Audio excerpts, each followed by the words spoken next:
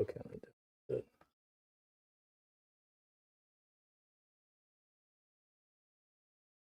Live. So it says. So it says. So it says. All right, guys. Hey, welcome to the Cut Halloween, pre-Halloween special. With us here at the Cut, I'm your host, Tom Ross, and this is my boy, Anthony Aquendo. That's not my name. What's your fucking name? I forgot. Oh, shit. No, that's my name. I forgot. Oh, your name is I forgot. My name is I forgot. Oh, hell yeah. And so we're over here just, probably have some fun with it. Halloween special. Anthony's looking awesome. This is a sick ass outfit. And I just decided to be Ashtabula's finest. You know what I mean? I got some chains, got a grill in, face tattoos, chilling. This thing is hot as fuck in here.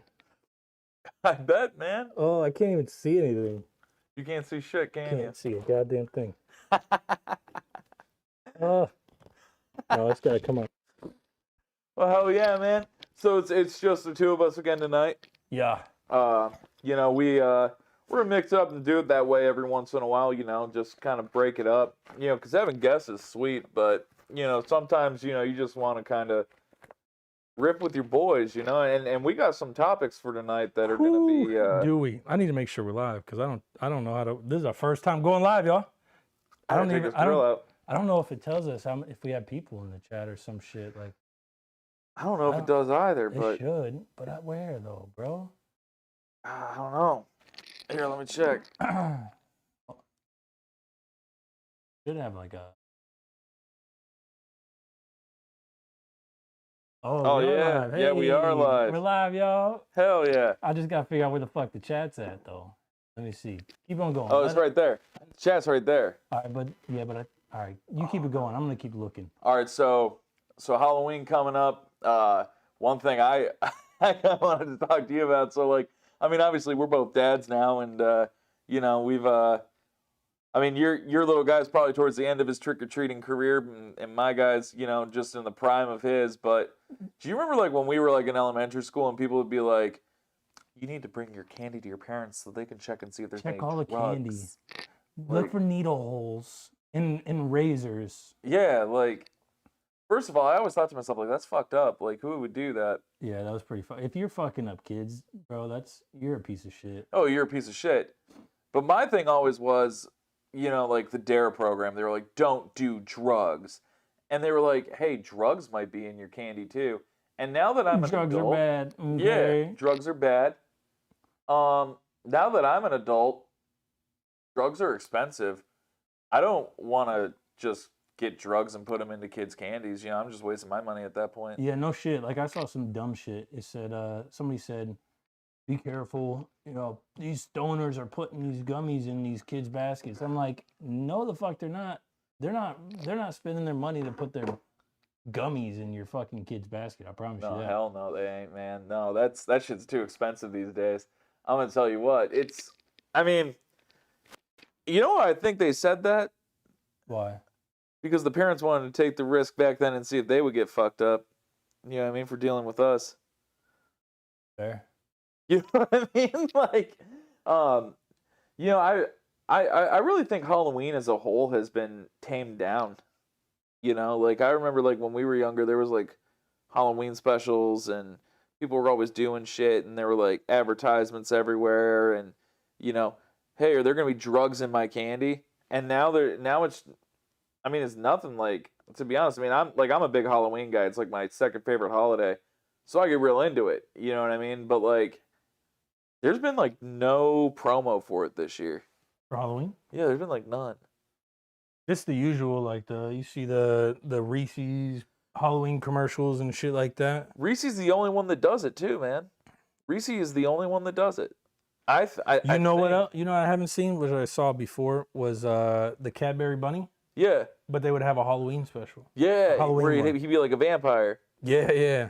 And yeah, I remember that. Do you remember when we were younger and like all those cartoons and stuff that were on, or just like the shows on CBS and ABC? I mean, you know what ones I'm talking about. The 8 o'clock show on CBS, like that sitcom, or the cop show, there would always be like a Halloween special. Yeah. They don't Yeah. have that shit anymore, man. Like they don't have that shit, and it kind of pisses me off, Lightweight, because like I go back and look, like I was really into recording shit when I was a kid. You know, like I had a VCR that like would record shit. Yeah. And I remember like being like 15, 16 years old and going back and like looking at some of that shit. And there always was like a Halloween special I recorded, or you know, it was a fucking sweet one. I don't know if you remember. It was called The Halloween Tree. It was about like these 3 kids who had a buddy who was in the hospital, and the buddy escaped from the hospital, and they went through like different eras of the world, and they tried to save their friend from dying on Halloween. I have not seen that. Bro, it was fucked Dude, up. My fucking beer won't open. It was Hold on. fucked up. Keep going, Tom. I mean, that was a fucked up Halloween special, but it was by Ray Bradbury, which actually is he was a really good author, playwright, screenwriter, and he wrote this. And I remember the first time I ever saw it, I was at my grandma's house. And my grandma died when I was like 4, but it's like a vivid memory I have. Mhm. And so I just try to watch that every Halloween. But I just watched that new Halloween Ends movie. Halloween Ends. Oh, that's the new The one, new right? Michael Myers, bro. Yeah. Yo, that shit was crazy. That was good. Salute. Salute Hey, to our first live. to our first live. Yeah, Hell motherfucker, get yeah. to experience it if you're in here. Let me see. We got 4 people in here. We got no chats. What's up, people? Say what's up in the interact with us. chats. Give us Tell us what you want to talk about. yeah, give us something to talk about, other than All around Halloween memories, man. yeah. What's your scariest Halloween memory? What's your scariest Halloween memory? Mine? Yeah. Dude, I went to this Halloween house. What the fuck is that? Haunted house? Haunted house? Yeah. Yeah, bro. When I was little, Yeah. terrified the shit out of me. Terrified the shit out of you? Why'd you Yeah. terrify the shit out of you? Why? Yeah. Because I was like fucking 6, bro. Oh man, did Tammy bring you to it? No. No? I went with some friends and their parents, but Oh, yeah, damn. bro. Where was it at? Was it out here? No, it was actually at Conneaut Lake Park. Oh, You've been to okay. those haunted houses? I've right? been to those haunted houses. Yeah, bro. I've They been to were them. they were fucking clowns and shit, like dressed up, and they fucking had chainsaws and they're like scraping the ground. All I see is these sparks, and I'm little as fuck. I'm like, we're gonna get chopped up in this bitch. You're gonna We're die. gonna die. You're We're gonna die. There's so much that you hadn't done yet. And you're just like, oh man, I'm never gonna experience it. Dude, my scariest Halloween memory, and looking back on it, it's actually like really funny, but like my dad, Why do I he still have this on my head. It looks like you know what this looks like, bro?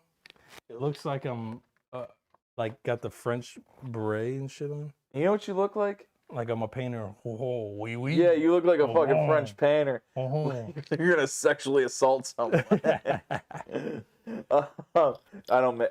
sorry, that was a horrible It's joke. not funny. That's Sexual not assault is funny. That's not funny. You know, well, never mind. My dad liked to fuck with me and my younger brother when we were little. Yeah. They would just fuck with us on stuff, and Oh shit, bro. we went trick or treating, and we have those woods in the back of our house, like those 2 sets of woods, and it was nighttime, and I was like, and it was like, I think it was still warmer out, and I wanted to go back outside, and my dad was like, yeah, you can go outside if you want, but just watch out for the eyes back there that are gonna be looking at you. And I was like, what? And my dad, deadass, like Like there were like people like eyes watching you for real. Like No, there well, weren't he was, for He real. was fucking with you. he was fucking with me, but he's like, yeah, Tom, like when it gets dark out on Halloween, there's like people that live back there that In the they're gonna woods? look at you. He was like, and then there's this guy called the Hatchet Man. Fucked my shit up. He told me a whole ass story about this guy, the Hatchet Man. And I was so fucking scared that night. I didn't go outside, needless to say, and I slept in my parents' like den that evening. And so my dad says to me, "Hey Tom, I need you to do me a favor." I said, "Yeah, what's up?" He had something in the basement, like it was nighttime. It was probably 6:30, 7 o'clock. I mean, it was dark out. You know what I mean? Mhm. And he was like, "Hey," I think it was like tomato soup or something. He kept the cans in the basement, right? "Go downstairs and grab one for me, bud." I was like, "All right, cool. Yeah, no problem. Whatever." I go downstairs. All of a sudden, the light turns off going downstairs. the door slams behind me, Oh, and then I just shit. hear banging on top.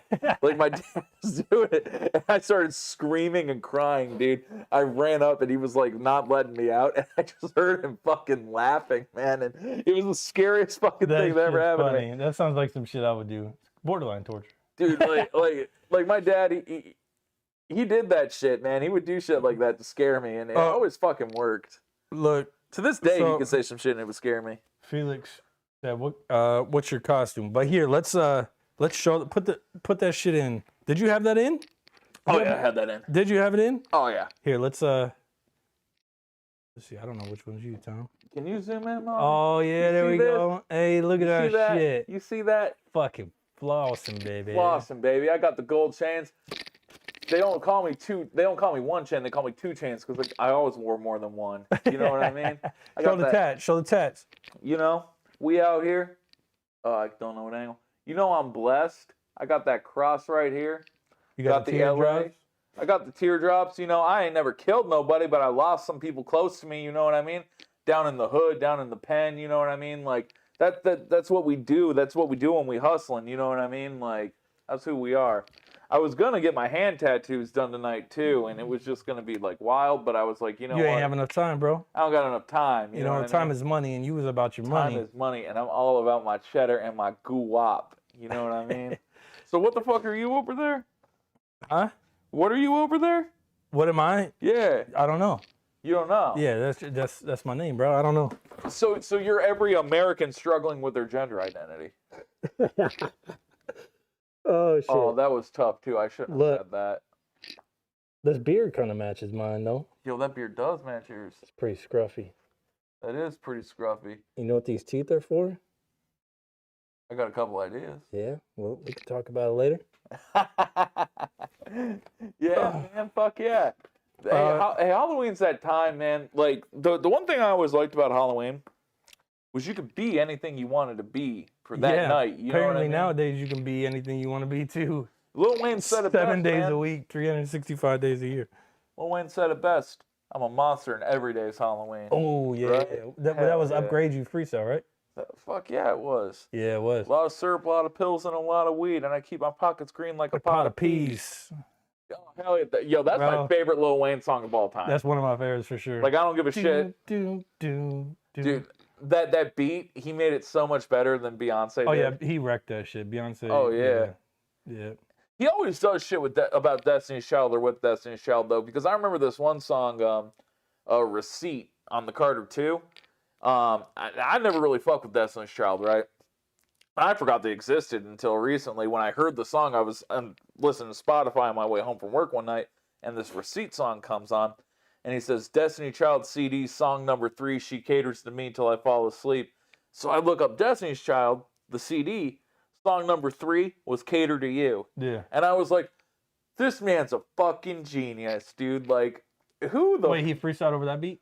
No, there was a song called Receipt, and it wasn't over that beat. It was over an Anita Baker sample, and it was on the Carter 2, so it's not like one of his mixtapes. Right. But he says Oh, so it that was an in actual that song. song, and I was like, Gotcha, holy gotcha. shit, this dude's a genius, Oh, man. okay. So he just referenced that song Yeah, and that album. and that album, like, Gotcha. All right. and he was on that song, I think. Cater to You, no. No, what song was he on? Soldier. Soldier, okay. See, I don't really fuck with Yeah. Destiny's Child, like I said, so. Yeah, he was I on apologize. Soldier. No, but that Cater to You song, Beyonce, I'm telling you what, let my wife sing that shit to me one day. Shit pop off? Huh? Did shit pop off? No, I said let her. Oh, Yeah, let Oh. her. Speaking of Beyonce, so Yeah, what about I was Beyonce? having a discussion with my wife the other day, okay. and I follow Shanti on Ashanti. IG, and I was telling my Ashanti. wife, I was like, Shanti is way more cold than Beyonce, Okay. way, and she agreed with me, surprisingly. You, But, cold yeah. as in lyrically or cold like beautiful? Beautiful. I will disagree with you. Oh hell no! I will disagree with you. The reason I will disagree with you is because Beyonce is the only woman I've ever looked at and said, is that natural or is that makeup? Every other chick I see in this hip hop game all looks all made up. Nah, Beyonce never Ashanti- looks made up to me, bro. Neither does Ashanti, bro. But see, like, Ashanti's so Although far past my time. What? I never fucked with Ashanti back when we were in school. Like, I only think I heard one song of hers, and it was like Ja Rule or something. Like, Bro, there's no way. I swear, bro. Oh, Wait, did she do man. something with Jagged Edge? Hmm. Did she ever do something with Jagged Edge? It's a possibility, but I can't recall. Because I really fucked with Jagged Edge for a minute there. Oh yeah, Only like Edge two is of his shit. songs, but like my computer got infected as fuck off of LimeWire from downloading those two songs, good old bro. LimeWire, bro. Fuck yeah. Yeah, Speaking no, of I don't know if she did or not. music, is there any like real Halloween music anymore? Every year a new fucking Christmas song comes out. And right now we're just defrosting because Mariah Carey in a week and a half, All I Want for Christmas is You is about to be playing like crazy. Oh my god, bro. So I can't. cherish these last moments. Mariah Carey's lightweight cold though. No, she's not. Get the fuck out of here. No, she's not. Back in her Fuck outta here. day, she was. Not no more. Oh, dude, I don't know. Not no more. Nick Cannon. She can barely fucking walk without somebody holding her hand. Every time I see her ever on like any kind of like music awards or some shit and she's performing, Yeah. she's got to have somebody fucking help her down the stairs and walk across the stage. And either she fucking really can't walk or she's bougie as fuck. Which either one, I'm like, nah, turn off. You know those 3,500 trucks? Yeah, like a. You got a 1-ton dumper, bro. That's why she can't walk. Come on. Come on. I'm gonna call her Silverado 3,500 because that's what she got back there. Well, she's about to be a silver fox. A silver fox, that's a dude, man. That's a dude when they get their beard like all gray and shit. You're thinking of like No, not necessarily. Really? Not necessarily. Hell no. I was well, not that I'm aware of. There was this one. I remember this page came across my Instagram of this older lady. She was nice. She was curvy as fuck. All of it bought, but yeah, her IG name was like Silver Fox @Silver Fox or some shit like that. Oh damn. Yeah, but yeah. So I mean, I don't know. What do y'all think? Yeah. Is Silver Fox just for guys? We probably don't have any ladies in here. I mean, So, Megan's probably watching. I don't know. Let's see. How many people do we have? We've got 2 people in here. Okay. They'll be back. Brian Fraser said, Steven, my boy. Who's Steven? Oh, My boy. shit. Steven, my boy, what kind of seltzer are you drinking? I don't know who Steven is. All right, Is listen. that you? All right, I got a story. So back in the day, not back in the day, but like probably like 2014, Brian was dating Chris Alderman's younger sister, Jessica. Really nice girl. You know, she was always so cool to me. She had a kid with Michael Cannell. Okay. Okay. Marcus, who was just one of the nicest little kids I ever met in my life. Like, I mean, I'll probably have a couple beers tomorrow because I'm off and it's going to be a nice day and I'm probably going to clean my gutters. So, I think I have a problem. Hey, if you're watching, share this. Share this on your Facebook. Let other people know we're share here. This. So Felix said Steven Kadick.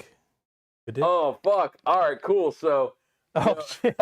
We got another story. we got another Steven story. All right. So there's a classic where Felix works, and I might show up and sell a car or two once in a while. You know, I'm not saying I work there. You know, just in case, because my views don't reflect theirs. I just want to make that known. But We're all individuals, Tom. no, fuck it. It's a great place to work. I love working there. But anyway, so Felix and I work at the Chevy Buick GMC store in Madison, which come see me if you need a vehicle. Or Felix. Shameless promo. Shameless promo, you know. Or Abe or Cam, you know, all of us are good. Anyway, there's this dude, his name is Stephen Kadick. And Stephen Kadick not only sells cars, or sold cars, he doesn't work for Classic anymore. He also is a rapper named Cash. Okay, and actually, he's a really good rapper. Like, I've listened to his music, pretty good. Well, listen, so one dude? day, huh? White dude? Oh yeah, very whiter than me. Really? Yeah. And he's good though? Oh, he's good. Yeah. I mean, he goes hard. But so he shows up to our dealership one day. It was Valentine's Day. He said, "That's what you look like." Thanks, man. Just like 200 pounds heavier. But like, so I remember this because I had to go to Dillard's in Menor and buy Megan a Michael Kors bag that day. Okay. So Steven comes to the dealership to sell a GMC Acadia. Now this dude, he's just like smiling the whole time. All he does is smile and just like look at people. He kind of had hair like you, but it was like poofed real Okay. big, like a pompadour. So we have this manager there. His name's like Mr. Taylor, and he doesn't like to be touched, like in any way, shape, or form. Like he'll fist The bump you. manager? Yeah, but like so the first day he got there, like the old manager that used to work there before he took his place, always used to ask me for a back rub. So I do it, like whatever. He would ask you for a back rub? Yeah, not Mr. Taylor, but the old manager. So the first day there, I go in, and I had worked with this dude before. We weren't like friends or anything, but like we knew each other. And I was like, "Yo, man, you need me to rub your shoulders?" And he's like, "Don't ever fucking touch me." He looked me like dead in the eyes, and I was like, "Oh fuck, okay, cool, won't do that." So is this when you got your Ring of Excellence? No. Well, you were giving back rubs for Ring of Excellence on time. I mean, I guess you could say that. What else were you giving for a Ring of Excellence? It didn't hurt. But, so Steven didn't know that Mr. Taylor doesn't like to be touched. So at the end of this sale, Steven goes and he goes up to the manager and says, "Hey man, thanks so much for helping me. My guy, you've been great." Fist bumps him, then goes over and fucking hugs him and pulls him in close to him. I had never seen such abject rage in a man's face before. He didn't say anything. He was just like, "All right, cool." See it? But dude, I couldn't just see it. I could feel it. I was afraid. Especially after he told you don't ever fucking touch me. Yeah, like he told me, his sales rep, like probably one of his better ones, "Don't ever fucking touch me." This dude from Menor who doesn't even work with us comes in to sell a car at our dealership and just does it. And I felt the rage. I felt it. And I was like, bro, I need to get out of here. But he couldn't say shit. He just sold a car. Exactly. So it was just like, what are you going to do? But fucking roll back and bring the shit back. Exactly. So I'm glad that Felix brought up Stephen Kadick because shout out to Cash. He's a pretty good rapper, but he smiles so much, dude. Like, if he's trying to go for like a certain image. Should we have him on here, bro? Bro, actually, I would have. Yo, are we getting an interaction in the chat right now? Well, it's Felix and Brian. Felix and Brian. Yeah, those are the other two watching. This. Share this shit. Yeah, you gotta share it. Like, Felix, why don't you share it? Oh, you did share it. My bad, boy. But yo, man, like, speaking of Wildin', what about Kanye? Oh, bro. Let's listen. Fuck all y'all that. Kanye haters. All I gotta say. Kanye speaks what the fuck he thinks, and that's what I love about that motherfucker. Here's my thing, bro. I've been on that man. Yeah, you've been stroking his shit for a while. Since late registration came out back in 2005 or 4. So I know you're not gonna go against the grain, are you? Hey, no, listen. You're not gonna go against Kanye, are you? Listen, man. Like a week or two ago. Just tell me your Yeezys, bro. Your Red Octobers.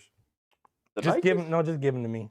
I won't get rid of those. Just give them to me, dude. You're not on Kanye shit. You're not Team Kanye anymore. Just give me your Red Octobers. I am still Team Kanye, but I'm not Team. All right, so here's my thing. I think this country is one of the greatest countries in the world. Not the greatest country, but one of the greatest countries in the world. Because you can say whatever the fuck you want to say, and it's not like China where if I say what I want to say, I'm gonna get fucking killed.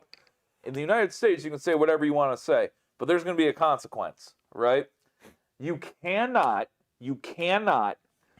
go on Twitter after freaking out. And hey, some of the shit he was saying, like about Adidas and all this shit, like he was right, man, because they really did use him. But at the end of the day, it's a company. The company's going to use you.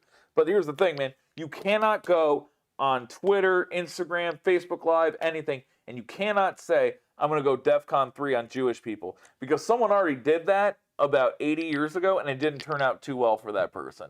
You know what I'm saying? So I didn't even see that. I'm not even privy to any of that. So that's the big problem I have with what he did right then, because it's just like, you can't attack a sect of people, especially a religious sect. What did he say that for? Like, what was his reason behind it? Like, what was the point he was trying to get across?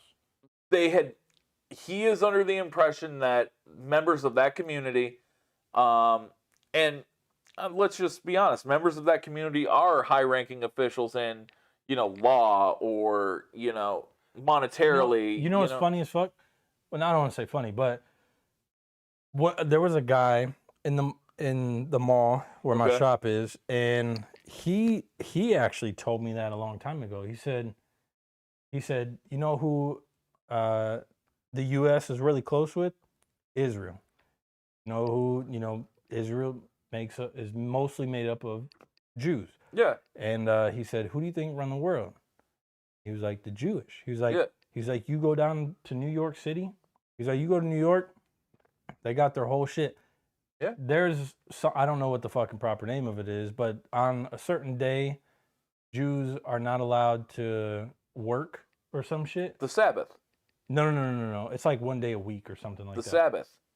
It's Saturday. Okay, whatever it is. It's I'm not keeping Jewish, holy so- the Sabbath. All right, and- but so here's my point. Or Shabbos, as they would call it. So part of their work would be like bringing their car keys outside. Yeah. But you know what they did? They're not allowed to bring it outside of their domain. Correct. So you know what they did? What? They ran a wire. You can look it up. They ran a wire around New York City on like a telephone post or some shit, Fucking stop. and that is considered their domain. So they can work within New York City. That's crazy. That's genius, bro. It is genius, but it's kind of like borderline like like a big ass fuck you to To their religion. yeah, basically. You know that Jewish people aren't allowed to get tattoos. If they get tattoos, that they can't be buried in the cemetery, in a Jewish cemetery. No, I was not aware of that. They are not allowed to get tattoos. They can't. Isn't Drake Jewish? Allegedly. Allegedly. Drake's a lot of things. He's Amari Bailey's stepdad. Amari Bailey, he fell into a great situation there because that boy's going to be a top 5 pick in the NBA draft in like 2 years. You know he played that right. You know he knocked up an Instagram model and had a kid. Stepdad? Yeah, he's a stepdad. Why? Who's his girl? Yeah, who's like he's He's with somebody. I didn't And her kid is a great basketball player know. for Sierra Canyon High School, where LeBron James' kid goes to school. Bronny and Bryce on the Yeah. that's You know what's really funny? That Bryce is like 2 or 3 years younger and already like 5 times the basketball player Bronny is. yeah, everybody said Bryce. Yeah, Bryce is more built like his dad. And I heard he had a one I don't know if it was 1 foot, but he just went through another growth spurt and he's listed at 6'6" now. His brother is 6'1". and what is he like? I think he's 15. I think he's 15 because Bronny's a senior in high school right now. Okay. He just started his senior year. Now Bronny isn't committed anywhere yet. But I mean, obviously, Ohio State, that's going to be a big one. Oregon will be a big one. Kentucky, pretty much anywhere that Nike's big. Ball went Yeah. and honestly I had to pull up Yeah. like Yeah. and Yeah. Hell yeah, man. Dude, when Megan and I lived in Geneva, yeah. you remember the old house there? Yeah. You know that Circle K that was by there? Mm-hmm. The one on 20? 28. Or no, no, the one on 20. The one on 20. Oh yeah. Yeah, by the hospital? Yeah, by Alibi. Christ. So one night, Megan and I were gonna have a movie night, right? And we're hanging out, we're doing whatever. And we wanted candy really bad. Like we really got into like those Sweet Tarts ropes at the time. You know what I'm talking about? Yeah. It's not those. the THC ones. No, God, no, I couldn't fuck with those. I'll die. I went there to get some, and I was like, you know what? I'm off of work because this is like Thanksgiving time. Okay. I'm off of work for the week because I always took Thanksgiving week off.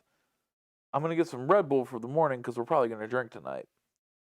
So I'm looking at the Red Bull and I hear this dude next to me. He's like, "What up, man?" And I don't even look around. I'm just like, "What's up, dude?" Like just looking. He was like, "You want a picture?" And I was like, "What the fuck?"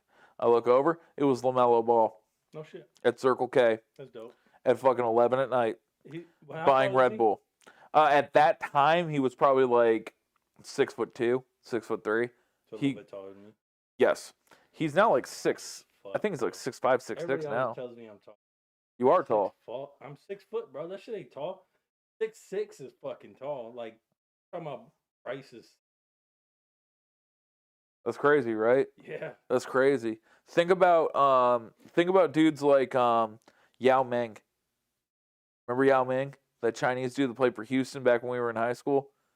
He was 7 foot. I remember. He was like 7'3", I think it was, about 250. Now that dude was literally bred by the government, by his government in China. In China, he was bred to be a basketball player.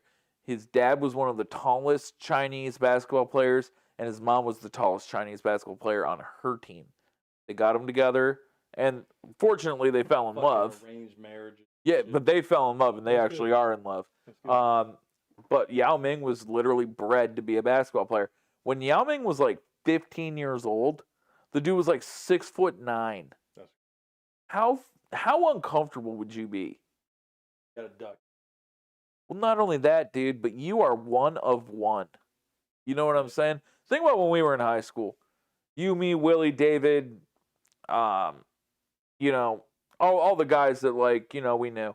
We weren't all the same height, but we were relatively around each other. There really wasn't that super tall dude. You know what I mean? Yeah, really. I mean, like, Tim Morosky was pretty tall. Derek Hawley, the Kriz twins, they were all pretty. I mean, they weren't like giants, but I mean, they were taller. Really tall. Yeah. But think about being like 6'9" when you're 15 years old at high school. Well, you're a good basketball player, but you're probably so fucking awkward, dude. Because I'm tall. Yeah. Like everyone, hey, how's the weather up there? Like something corny like that. Something I would do. See, look, you got your. You got damn right I got my Yeezys on, bro. Get those. Just say. Hey, listen, I'll be Team Ye to the death with me, man. Like, I love his music. Like, Kanye, he just can't say. You just can't say that shit. No, yeah, I don't know what his point. But what I heard as far as like everybody, white White Lives Matter.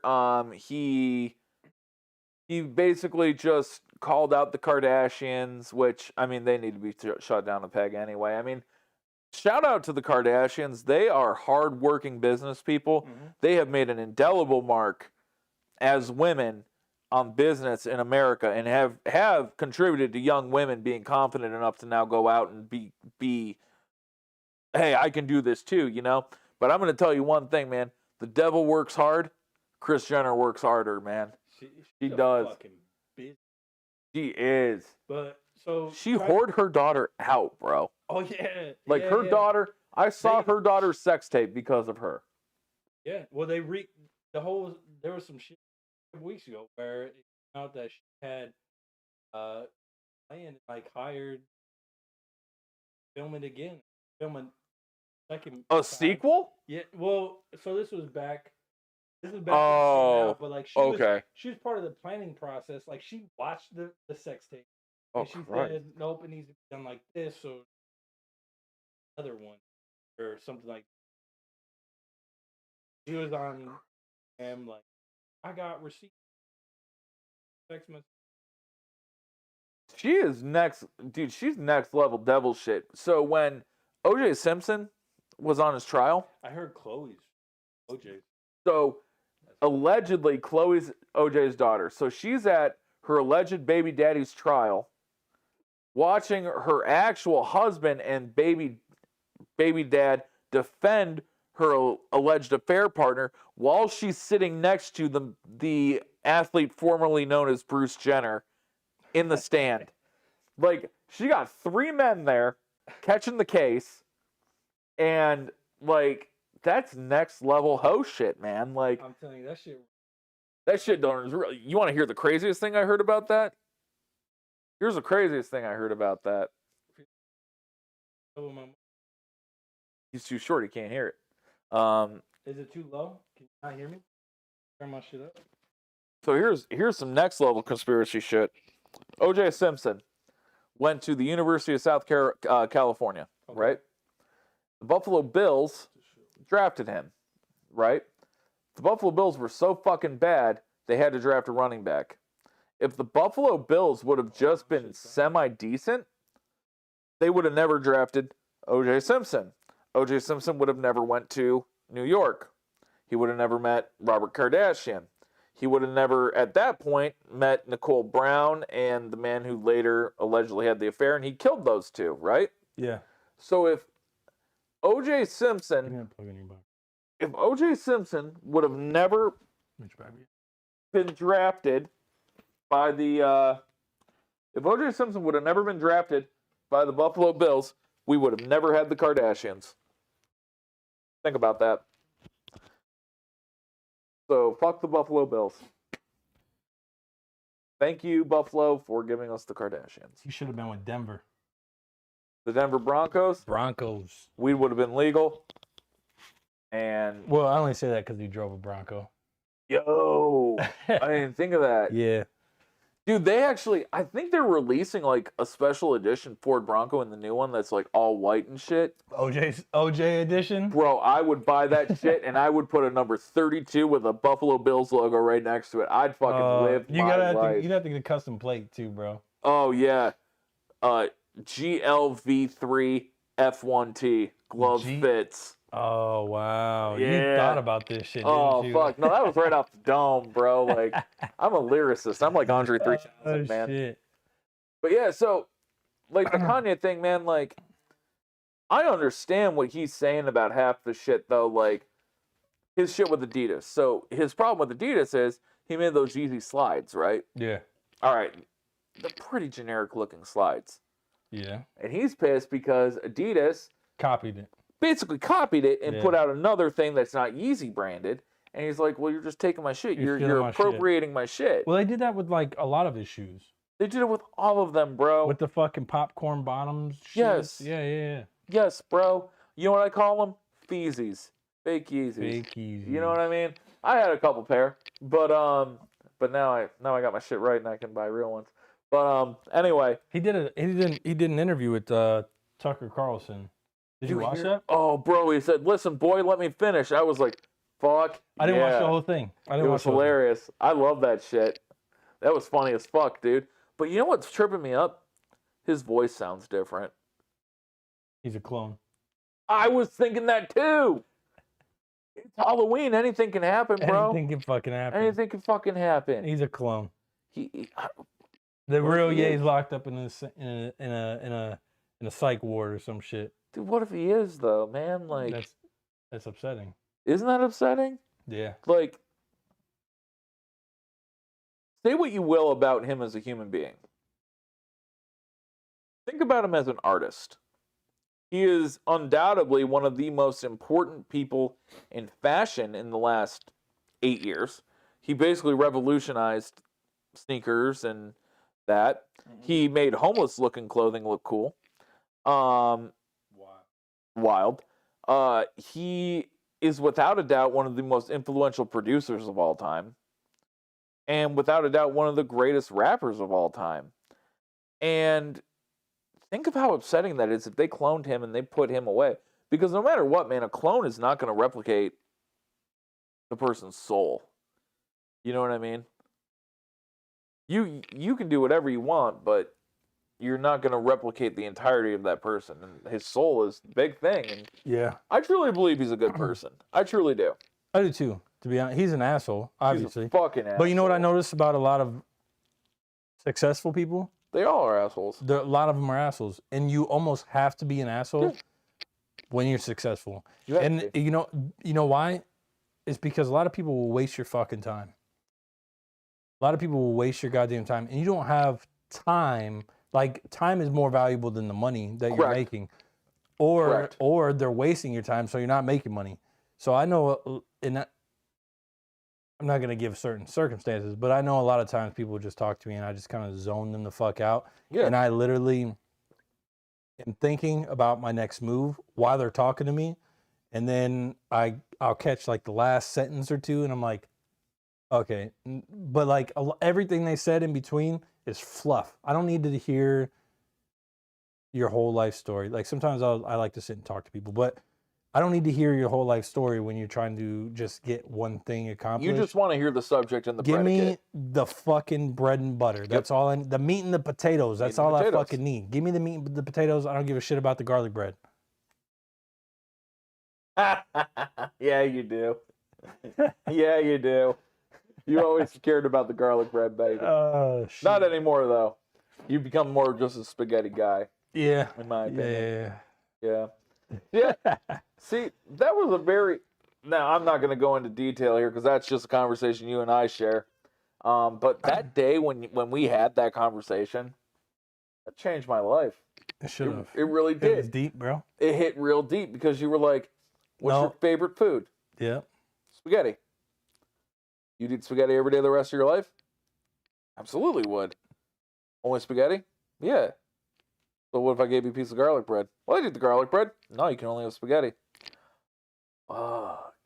Makes sense. I got you. Yeah. But see, like, I'm cool with just eating spaghetti, man. I love spaghetti. You gotta have some Parmesan or some shit on that shit. Nah, bro, you don't got to dress it up if you season that shit the right way. And look at me. You know I know how to season. He's like, I season my shit. That's why I hate when people say that white people can't cook chicken. Dude, I hate Fucking look cooking at me. chicken. I'll tell you what, I cook a good chicken. I cooked a fucking tomahawk the other day. Where'd you get a tomahawk from? From, where did I get that? Giant Eagle, maybe? Giant Eagle had a tomahawk? Maybe it was at Walmart. Did you reverse sear it? Reverse sear, explain. All right, so basically what you do is you bake it and you season it. You put it in the oven. I didn't put it in the oven. You cook it to temp. Then you take it out and you get a pan ripping fucking hot. And then you just slap it on there for a slap second. it on there to get it. And then you take some butter. You put the butter in that cast iron pan and you butter baste it. Take it out, slice it up, throw some rock salt on there, like some Himalayan pink. That's... God, now I'm almost fucking hard thinking about that. No. I do it? I cooked mine on a like a griddle, like a grill, like a Blackstone. Similar, Okay. but like indoors. Like it just goes over my stove, over a couple burners, and Yeah. Those are sick. yeah. No, I just cooked it on there, and then I got it up to temp, and then fucking cranked that bitch up, Hell yeah. and then I just seared both sides and cut it. Oh my god, that shit was so good. Tomahawks are ridiculous, man. Like. It was 2.89 pounds. Obviously, you got to include the bone. That's about $35, isn't it? Or probably more. It was about 50. $30. Oh, 30? Yeah. Not bad. But if you go somewhere and get it, it's like a $70 steak. Well, yeah. I mean, there's an upcharge. Yeah, that's a fucking hell of an upcharge. Fuck yeah, it's a fucking 100% upcharge. I really noticed after COVID, people became fucking foodies, dude. Dude, I love food. I love cooking I do meat, too. bro. I love cooking food, bro. It's my favorite thing. I mean, think about COVID and think about you couldn't go to restaurants, right? You couldn't do anything you wanted to do, so you had to cook at home. Yeah. And it forced people, I think, to learn how to fucking cook, right? So one thing about my wife, I love my wife, dude. Like, my wife, in my mind, is the perfect woman. She's compassionate. She's fucking beautiful. She's got a great sense of humor. But when we first got together, there was one dish I could count on her to cook. What's and that that? was pork chops. Now, my dad, pork chops were his thing when I was growing up. My wife will cook a circle around my dad in pork chops. It ain't even fucking close.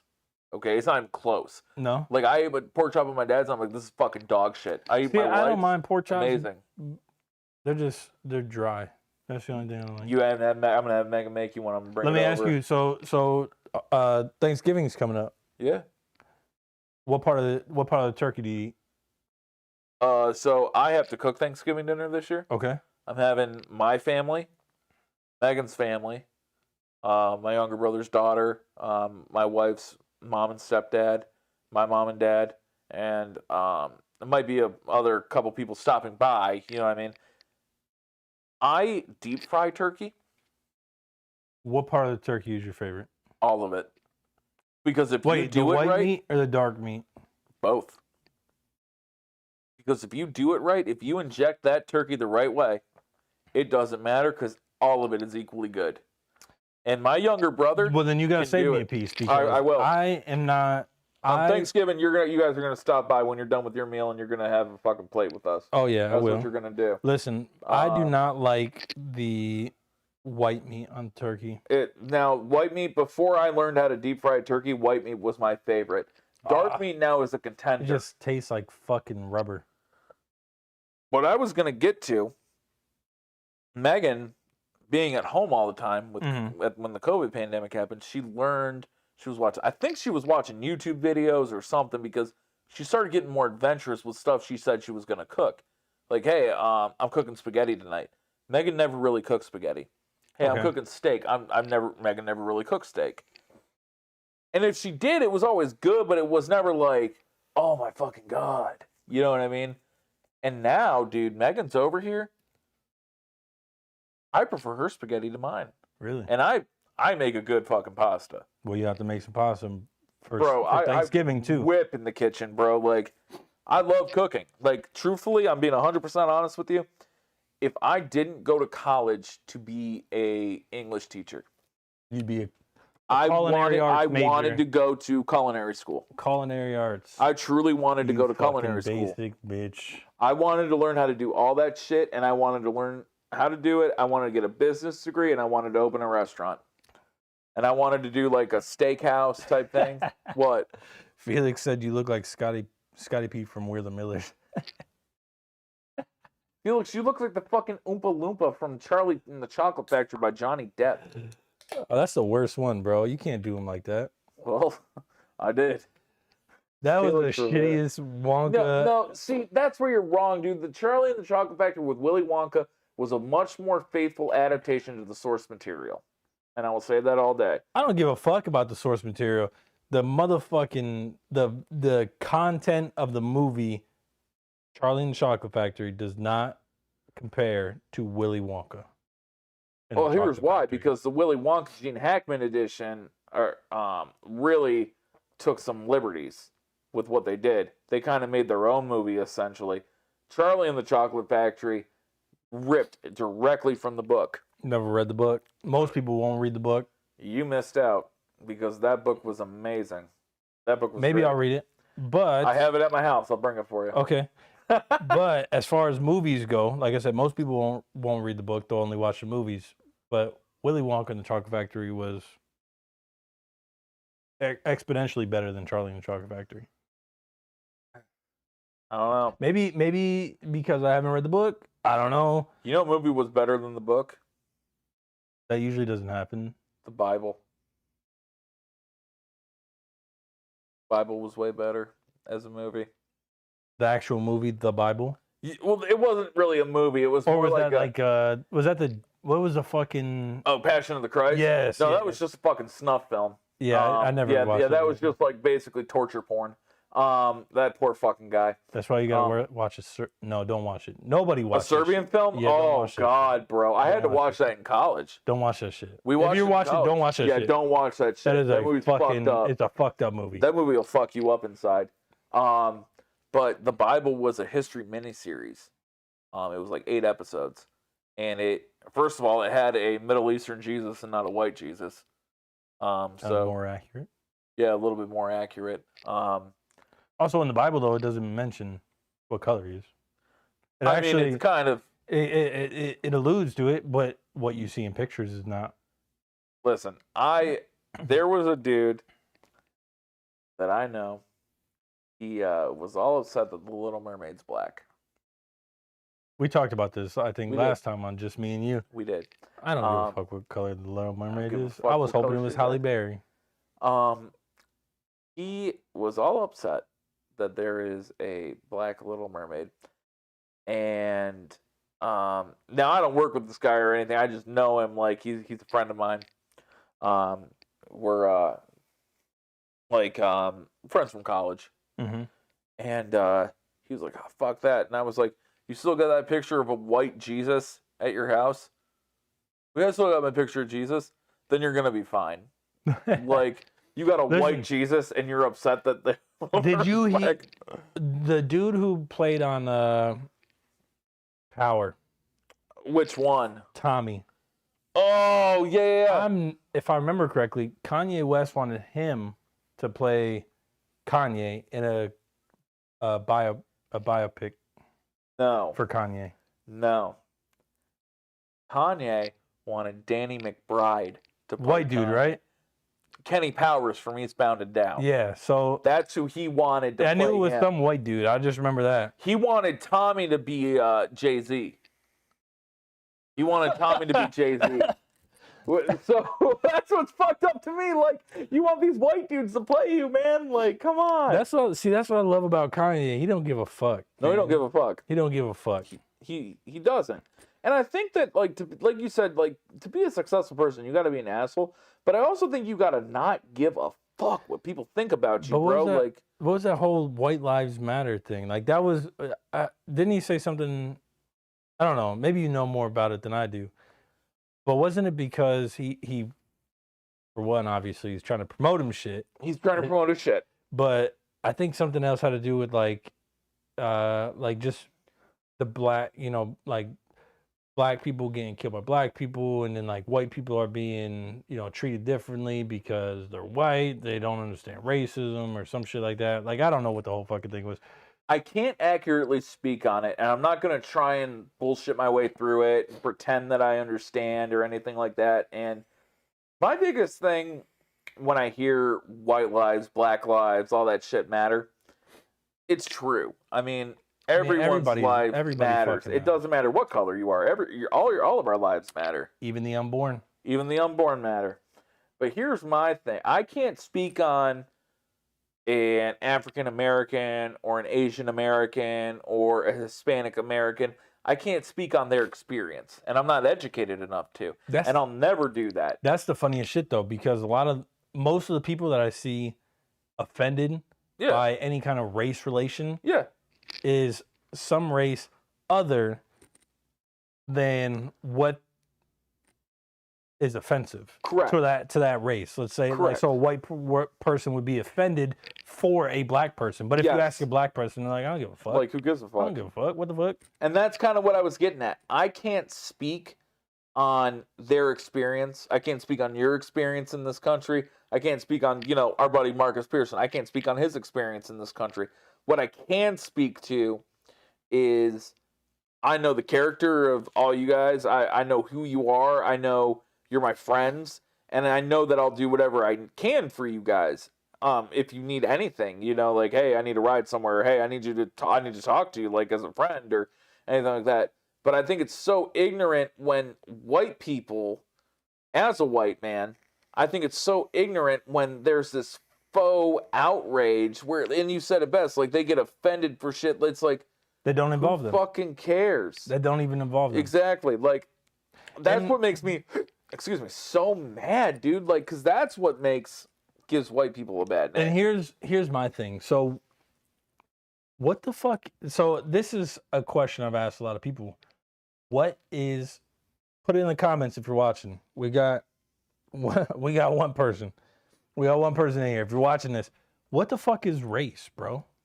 What is race? What is race? I think race is just how you identify as a person, man. No, hell no. You can't identify as a race. I identify as a white man. What does that mean? My skin is the color white. My ancestors are probably derived from the Caucasus Mountains. Okay, so if somebody grew up in the hood and they're as white as you are, or your skin complexion, can they consider themselves black? Yep. Why? Because they are a white person. It's just like... So you can't self-identify as something that you're not. No, you can't. Okay, so you can't say if you identify as white, you can't identify as white if you... Right? You see what I'm saying? So I identify as a white man. Like, I can't identify as a Hispanic person because I'm not Hispanic. You know what I mean? Like, Okay, what makes you not Hispanic? None of my family is So you're not identifying as white. You are white. Correct. So what does that mean? But your identity is who you are. So what does that mean for you to be white? What does it mean to be white? And is Hispanic a race? I think it is. And again, I'm not. In my eyes, it is not. How do you identify as Hispanic? I mean, I think it's pretty apparent how you identify as Hispanic. I don't see it as apparent. Tell me. I have a Hispanic heritage, right? Your heritage, how you grew up, the customs, the traditions that you have, or that your Okay, parents so maybe that's what I'm passed saying. down to you. That's what I'm saying. So if somebody grew up in a culture different of their own skin Okay. color, let's say somebody was born in Puerto Rico, grew up in Puerto Rico, would they be Hispanic? But they're the same complexion as you, but their parents are from fucking Kentucky or some shit. No, they wouldn't be. So they're not Hispanic. They're But not they grew up Hispanic. in that culture. Correct. So why are they not Hispanic? Because at the end of the day, they may have grown up in that culture, but here's the qualifying question. Okay. That's what I'm waiting for. Dan and Cindy, who brought their son Tobias over to Puerto Rico to grow up, and they're Okay. from Kentucky. Did Dan and Cindy adopt practices of Puerto Rico and raise their kid with these traditions, or are they still fucking watching Kentucky football and drinking fucking Evan Williams bourbon over there? You know what I'm saying? Are they doing that? Or are they making empanadillas and Let's say they speak the language, they cook the food, they partake in all the stereotypical traditions of somebody who lives in Puerto Rico. I wouldn't say that they are Hispanic, but what I would say is that they are ingrained in the culture. So think about some of the guys that we grew up with in Ashtabula. Okay. Okay. If you're watching Matt Monis, I love Matt Monis. He's a great dude. Matt Monis, he was part of the culture, and it wasn't the white culture, right? Is that a fair assessment? No, because see, to me, I'm still not understanding what this black, white, Hispanic is. Well, let's. Matt Monis. So you're basing this off of stereotypes. I'm not basing it off stereotypes. So what are you basing it off of? What I'm getting at is the same exact question you just asked me. He's over there. Matt Monis is with all of his dudes. Mm-hmm. He's doing the same stuff that they're doing. Is Matt Monis black? Do you consider Matt Monis black? See, that's where it's a tricky question. See? That's why I've asked this probably several times. You can go back and check the footage. Yeah. What is race? Race? Is race just your skin color? No, race isn't just your skin color, man. Race is Then how a collection of so many things. That's like what though? That's what I'm asking. So you said culture, Yeah, right? Culture, skin color. It's But see, here's my thing.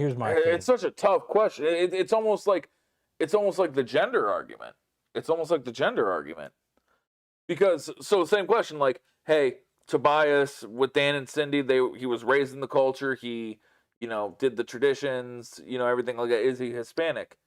Well, Matt, no, this is all wrong. Trevor, who was born a male, is now being raised as a female by his parents. Is he a girl? No, because he's a boy, right? He's a boy. Genetically, yes. Genetically. Yes. So, genetically, Tobias is a white male. He's not Hispanic. What makes him white? I can understand what makes him male. What makes him white? His skin color. You're pointing at skin. You're pointing at. So it comes down to skin color. Skin color. Okay, but Hispanic is not a skin color. No, Hispanic's a culture. Aren't you like? That's my point. That is my point. So you can't have black, white, and Hispanics. White people aren't a culture.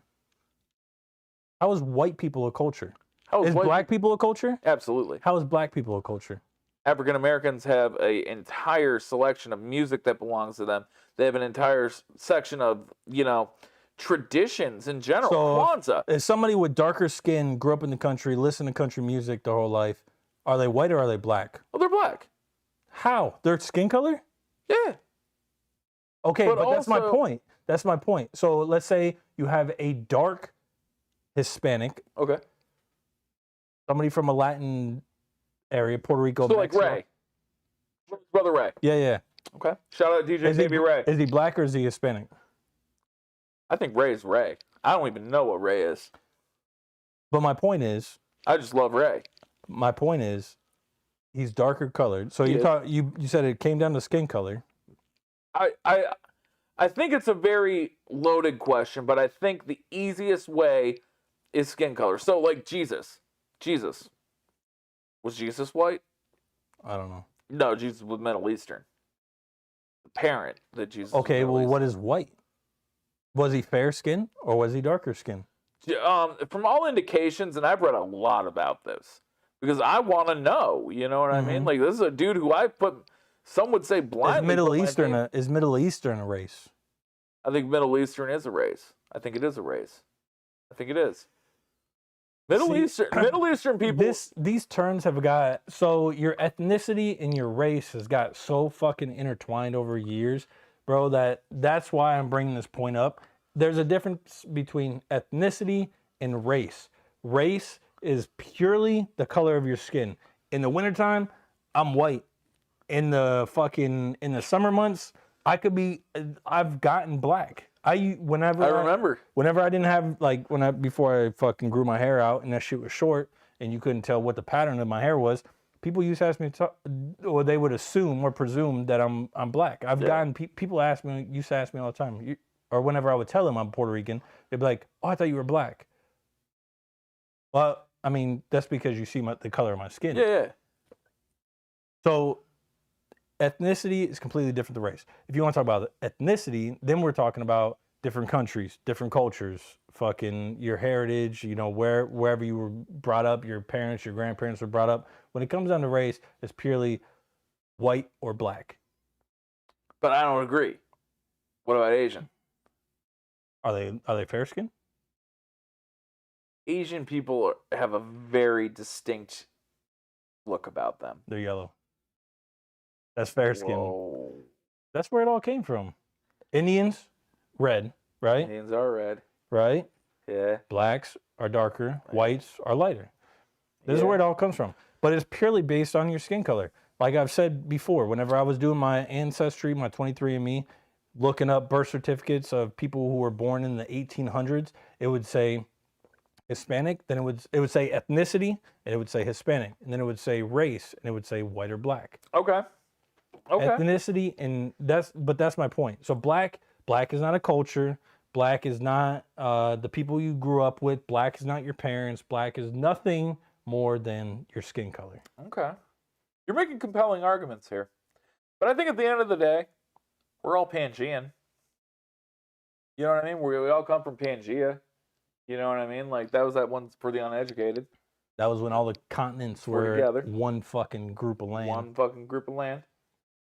When the dinosaurs were here. That's arguable. There's a couple different schools of thought on that. Speaking of, so we're talking about some wild shit tonight. What do you think about giants? Do you think giants ever were real? Well, I can't say for sure. Do I think they were? No, like giants, mermaids, fucking, those like cryptozoological animals, you know? I'm gonna say no to the mermaids because if the closest thing I would say would be like a dolphin. The dolphin is fucking smart, but I don't think or a fucking octopus. Believe it or not. And the only reason I say that is because if the again, it all comes down to stereotypes. Exactly. That's why I asked you is your definition of race based off of a stereotype? Because if it is, then anybody can identify as a different race if they fit certain stereotypes. Yeah. But some of those stereotypes are it can be a little, I guess, offensive when you look at it like that. But mermaids, based off a stereotypical mermaid, they breathe air. They don't have gills, so they would need to come up for air. And if they were mermaids, unless there's like a very small population of mermaids, then we would have probably seen them by now.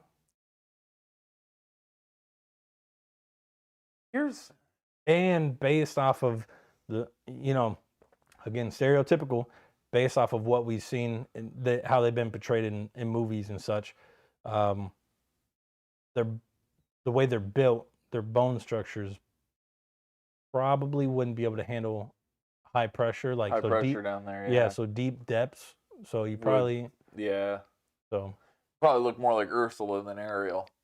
You know what I mean? probably be an ugly bitch. Probably one Ariel, thick bitch. Ariel would not be so cute. No, she wouldn't. But I've often thought about that, like, well, why haven't we seen one? You know what I mean? And I've often thought, what if the fucking government, like, steps in and makes it so that that's not unveiled? You know what I mean? Like, maybe we have seen them, bro. I mean, maybe some people have, and Yeah. they've just kind of squashed it. But, But- like, because the reason I say that is think about, like, so I read this article like a week or two ago. But could you imagine being the person who sees a mermaid? What would you do? What would I do if I saw a mermaid? Yeah. I'd probably, like, to be dead honest with you, probably look at it and, like, probably just smile, dude. Like, because I'd be like, fuck yeah, dude. Like, because it goes back to, like, that childhood sense of wonder, right? Like, think about the first time you heard about a mermaid. You were probably, like, 3-4 years old, right? Yeah, Little And- Mermaid. Little Mermaid. Yeah. And fun. It was beautiful. It was, you know, like, awesome. And those are things you hang on to. You know what I mean? Like as for instance, like The Lion King, right? One of my favorite Disney movies, and they remade it into that CG one, right? I'm smiling the whole fucking movie, dude, because it's like my childhood just got updated, right? And then I go to the zoo this past year with Wyatt and Megan and my family. I hadn't been to the zoo since I was probably like 17. I see those fucking lions there, like, I mean, obviously, So like, you've never there's. seen one until Well, I saw them when I was younger, but like as an adult, I hadn't seen one really. Yeah. I look and I just, it brings me back to Lion King, and I'm smiling, and I'm like, damn, dude, like, fucking king of the jungle, man. Fucking trapped in Cleveland, which fucking sucks, but that's a story for a different time. But it's just cool because, like, I saw it, and I'm like, fuck yeah, man. I'm pretty sure if I saw a mermaid, I wouldn't even take a picture, bro. No? No. But you're going to find some crazy motherfucker out there that's going to try to catch Oh, you. yeah. Oh, yeah. And that's you- a fucking shame. Because But sometimes... somebody's going to be successful in capturing one Oh, of those. absolutely. And it's a fucking shame. Because if something like that, something that beautiful can survive, and I'm not saying beautiful in this like aesthetic sense. I'm saying like that myth, that wonder that you have for it, that's what's beautiful, right? And then someone takes it and captures it and monetizes it. It's like, fuck, dude. Why can't you just let something be? So Felix said right here, he said, race is an identification. Your ethnicity is a way you can identify. Race is a way you can identify.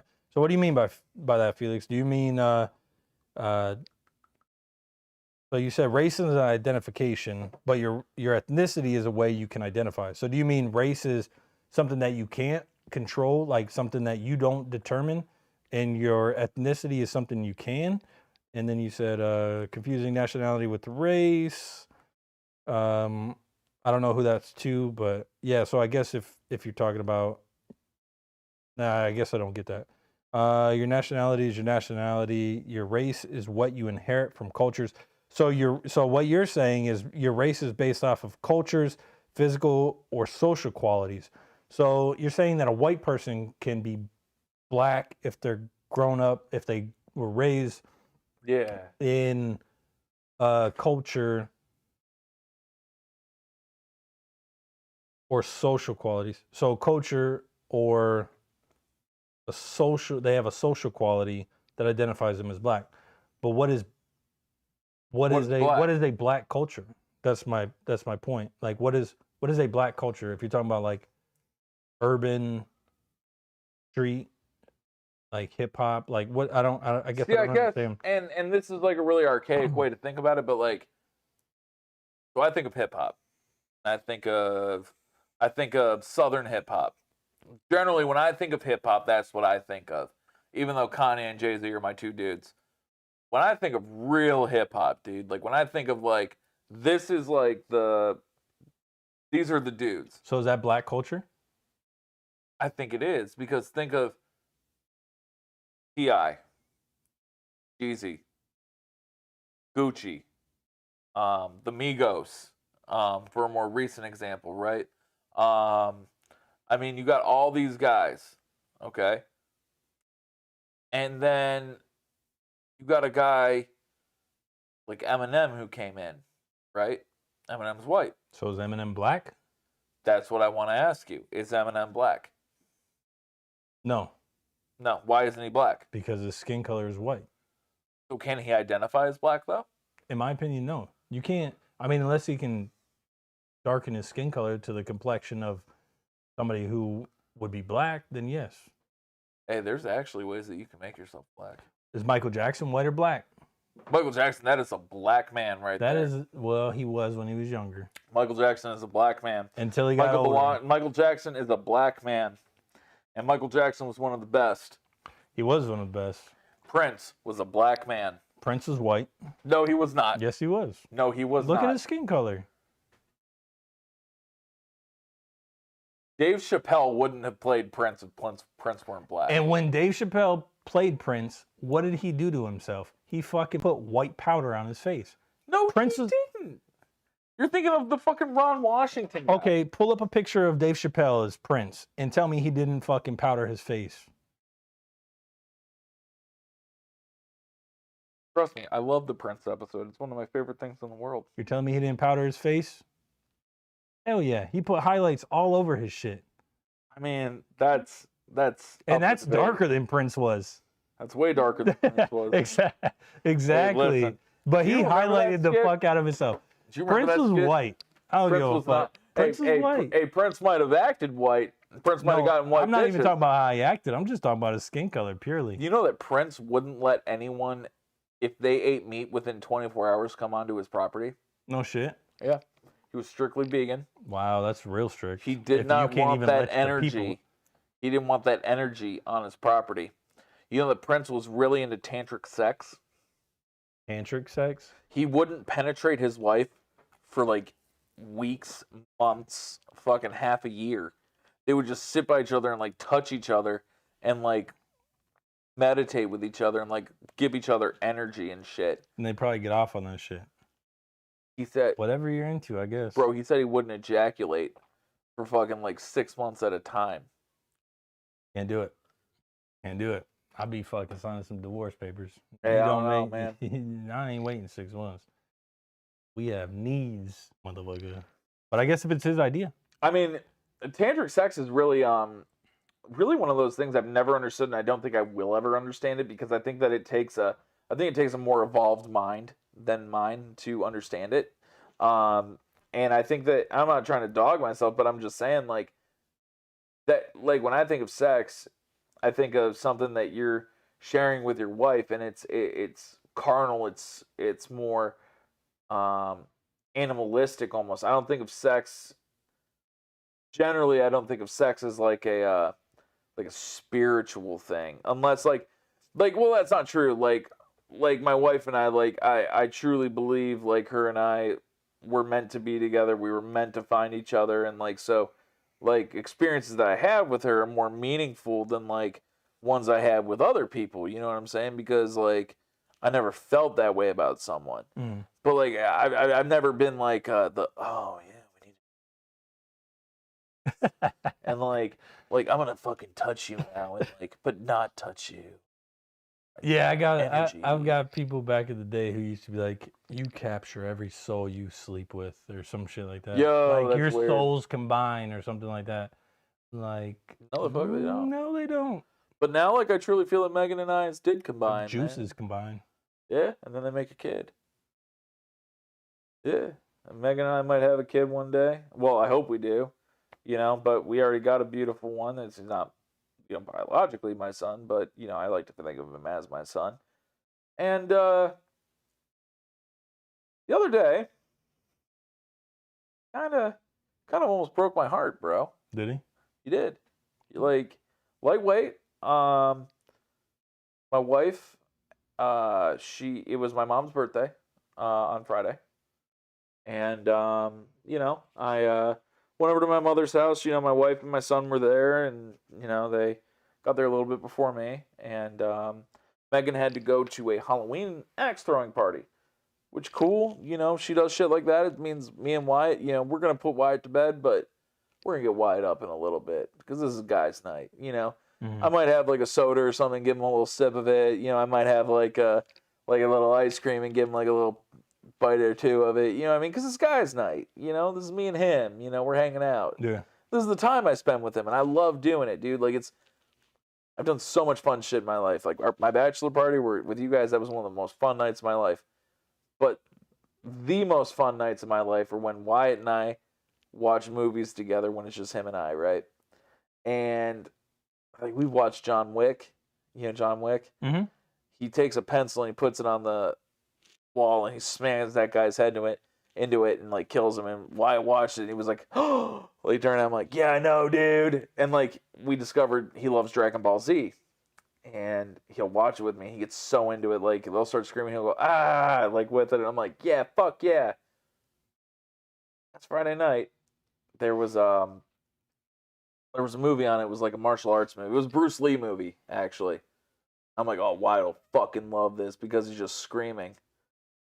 Like the guys on TV are just screaming. I'm like, and Wyatt loves that shit. So I get him up and I bring him out, and he's like looking at me like, okay, what do you got for me?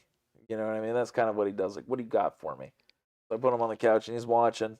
And I look over and I'm like, dude, isn't this so cool? And he looks at me and he's just like he like he had like a disgusted look He's on like, his no, face. not really, bro. This And I'm shit ain't like, cool. You don't like this? Like, and he's just like looking away from the TV and just like looking around. Like He's he like, won't I'm look at the over it. TV. He never does that. But he won't look. He's just like, I turned it to Bluey on Disney Junior. Best show on TV, by the way. Bluey's the best show on TV. Immediately, he just like, I think he almost broke his neck whipping his head because he's like, Bluey. Yeah. And I'm like, I was so fucking hurt because Bruce Lee movies were like my shit growing up. And like, he didn't even fucking try to be interested. He didn't even He fake didn't care. being interested, man. Like, he broke my fucking heart. Better have a talk with him.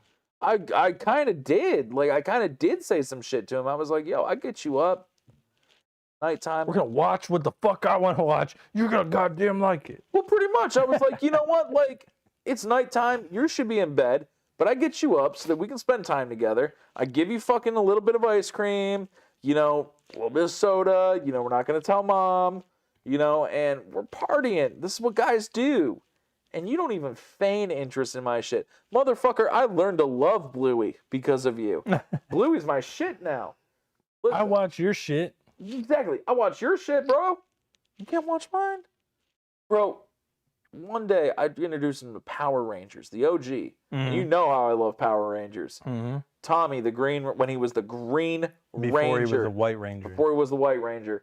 He's the Green Ranger, and I'm getting pumped. I'm like getting ready. I'm like fucking smacking my chest like, here he comes, man. Fuck yeah, he's gonna wreck some shit. And he comes on, and Wyatt just like looked at him, and I was like, isn't it so cool? And Wyatt's just like, nothing, just looking at it. I was like, how do you not find this awesome? And he didn't say a fucking word the whole episode. He wasn't impressed. He wasn't. And I was like, this is the Power Rangers, bro. Everyone loves the Power Rangers. Especially the green one that has the fucking ridiculous shield that backflips everywhere. Instead of running, he's going to backflip. And you don't like him. Dude, the original Power Fuck Rangers. you and the click you claim, Wyatt. The original Power Rangers movie with Mr. Ooze. Ivan Ooze. What? Ivan Ooze? Ivan Ooze. Ivan Ooze. That was That was hard the as shit. fuck. Yeah.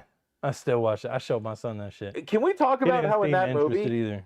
Can we talk about how in that movie, the Power Rangers in the TV show never had any special gadgets, right? Like, they had their weapons and they had their Megazords, but they never had extra shit. Can we talk about how in that movie, the fucking Red Ranger is, like, looking through, like, this dark room and he's like, I'm gonna turn on my fucking telescope. Bing. And then, like, lights Yeah. come on their shit. Yeah. And he's, like, looking and scanning the room through his thing and it's, like, That's true. zooming in. Never picked that up. Like, how the fuck? Like, it would have added a whole nother layer to that show, man. And we got 4 people in here. What's up, 4 people? I 4 don't know. people? I imagine Felix is still one. Comment. Comment, like, Ask share, us a and subscribe. question. Give us a fucking topic to talk about. We're probably close. We're getting close to done. We got a little bit longer, but somebody give us a topic. Somebody say something. Yeah, give us like the final topic for the night. Something that we Final can rip 2. on. Final Final 2. two. 2 or Something 3. to rip yeah. on. Give us something. We're trying to riff. I really enjoy riffing on shit with you because we have such different perspectives on shit. On a lot of shit, yeah. And you know what sucks is like now people, they'll talk to each other and if they disagree, it's full out war, bro. Let me tell you what. I don't delete. Let me rephrase that. You get deleted a lot. I get deleted a fucking lot. I hardly ever delete anybody from my Facebook, but and I've been pretty good about it lately, but I used to go, like, people will say something that I don't agree with and I'll put my 2 cents in and then literally we'll go back and forth. I've been deleted so many fucking times. There are people in group messages Yeah. that I been invited to that I fucking I was like, why the fuck did this person invite me to this group? You deleted me off social media and you sent me a friend request. I'm out and Yeah. I'm not accepting your friend request. Absolutely. You were my friend on Facebook at one point. You deleted me because of a difference that we had, a difference of opinion Yeah. at that. I'm not accepting your shit. Like, No. for what? For what? Yeah. No, For what? but I've been deleted so many times, and I know if you're watching this shit, you know who the fuck you are. A couple Yeah. people I've been blocked from, but I don't say anything crazy. Like, I don't say anything crazy. We got a dispute. We got a difference of opinion. And Bro, there was one time you went on a tirade. I don't remember One what it time? was. There was one time I can think of, and I just remember like what was it about? Donald Trump. Donald Trump. Fair. I don't remember what it was, and like what the exact argument was, but I remember, like, let's just say it was 10 a.m. I saw the post and you had like 3 comments on it. I'm at work. I check Facebook again, and no bullshit, dude. There was like 180 comments on your shit. Was and it I something like, that I posted? Yes. And I was like, oh my God. People want to smoke. People I'm want here to for it. smoke. Sometimes I got time. Sometimes I don't. You know, Sometimes I don't. Fun fact about this podcast, we were originally going to be called All the Smoke, but we didn't want to get our asses beat by Matt Barnes and those dudes that do the NBA podcast, Steven Jackson, All the Smoke, because Matt Barnes found out his wife was sleeping with the head coach of the New York Knicks. The motherfucker drove from Utah to New York to beat the dude's ass. So he's next level petty. I can only And imagine Cleveland what is he was. in between there somewhere, so I was Yeah. like, nah. Nah, we're good. Yeah, I don't want to get my ass beat by Matt Barnes, dude. He's a wild dude. No, but seriously though, like, I don't. For one, like I said, I've been trying to be good on Facebook. I don't. You've been changing, man. But you know what's crazy is, like, I don't. There's not much that I see on my. Maybe because everybody deleted me. Everybody- But there's not much on my Facebook that I like have a problem with anymore. Like, I think the big thing is abortion. That, to me, that's the one Abortion- thing I'll jump in. Abortion's a hot button issue, dude. Like, And especially the fucking the elections coming up in like a week or 2 weeks. vote Bill So, Buskirk for Asheville County Auditor. Sorry, my boy, What? Billy. Yep. Nicole Nicole, Buskirk. his daughter. Yeah. Yeah. Yeah, that's who's running. Not your cousin. I've known her since she was born. Yeah. Yeah. I've known her a long Nicole's time. a cool fucking chick, man. Yeah, I sold she's her a cool. car. She's awesome. So I didn't listen, know. I didn't know it was her dad running. I thought it was maybe a different Bill Buskirk. So listen, I sold her a car, and it was around St. Patrick's Day, and that was the St. Patrick's Day that you and I went to Lake Effects. Remember that? Oh, jeez. Like randomly, we Last just- year or 2 years ago? 2 years ago, Yeah. we went there, and I mean, we were partying that night, and she comes up to me there. I didn't fucking recognize her because I'm hammered, and she's just like, "Hey, what are you doing?" I was like, "I'm fucking drinking. What the fuck you think I'm doing here?" Was she there that night? Yeah, she was there. I don't remember. She was there, man. And she goes, "I'm calling my dad." I was like, "Okay." Her dad ends up coming up there, and I got wrecked with him. Like, it was such a great time. Great time in my life, man. That's Like, what's up. Nicole, shout out to Nicole, man. She's a real one. I like her. She's always sending business my way. So you must have talked to her about me at one point. No, here's how I know that she's your cousin, or however. When you came and bought your Durango from me, you posted and tagged me, and she commented on it, and she was like, "I bought a car from him a week ago." Oh, no shit. Yeah. I don't remember that. So, yeah, that was how that happened. Such a cool chick, man. The Buttskrooks in general are cool people, but abortion, man, that's a fucking hot button issue. It Like, is. And that's why I said, like, that's going to have a lot to do with the election coming up. big time. But, I mean, nothing's going to happen until, you know, Congress either,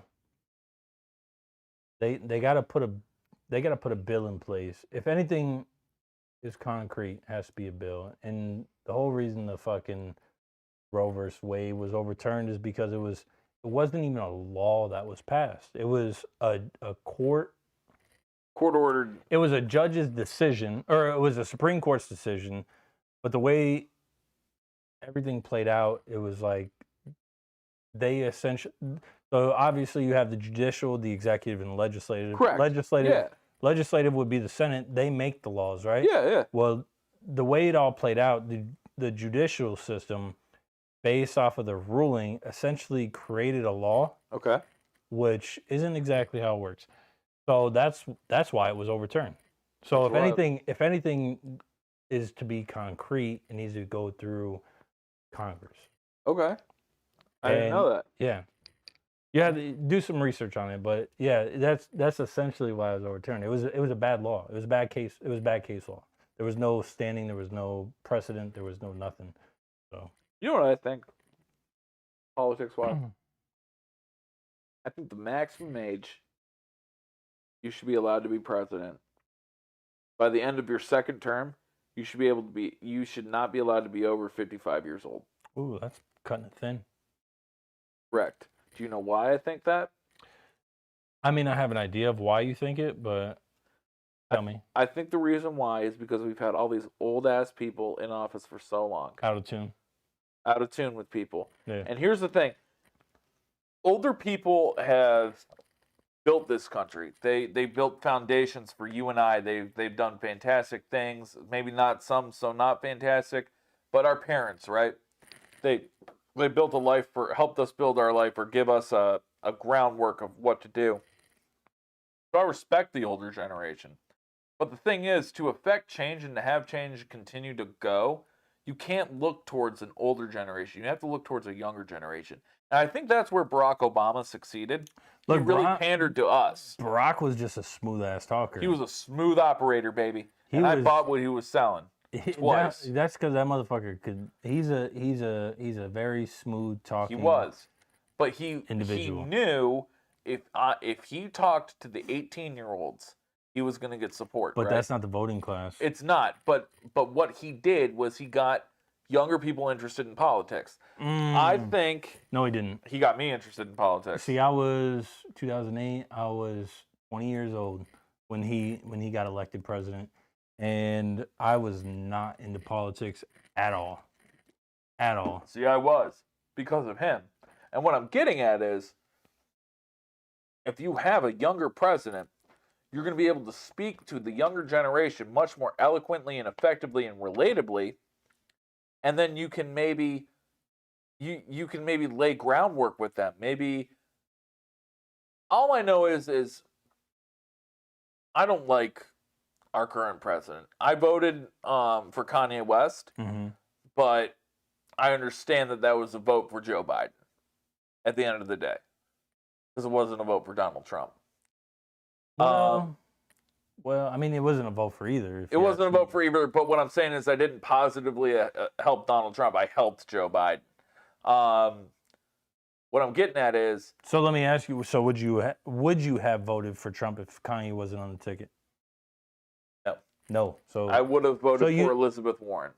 She wasn't. She was already out. I know. So you just wrote her in. I would have wrote her in. Oh, yeah, I mean. I really believed in Elizabeth Warren, and I still do. I think she's great. But even after her whole fucking Pocahontas thing, people said worse. Donald Trump said worse, bro. No, but the fact that she it's not what she said she was Native American, so she could get into some kind of school. Correct. People have said worse. People have done worse. You know, Donald Trump buried his ex-wife on a golf course so he could get a tax break because now the golf course is considered a cemetery.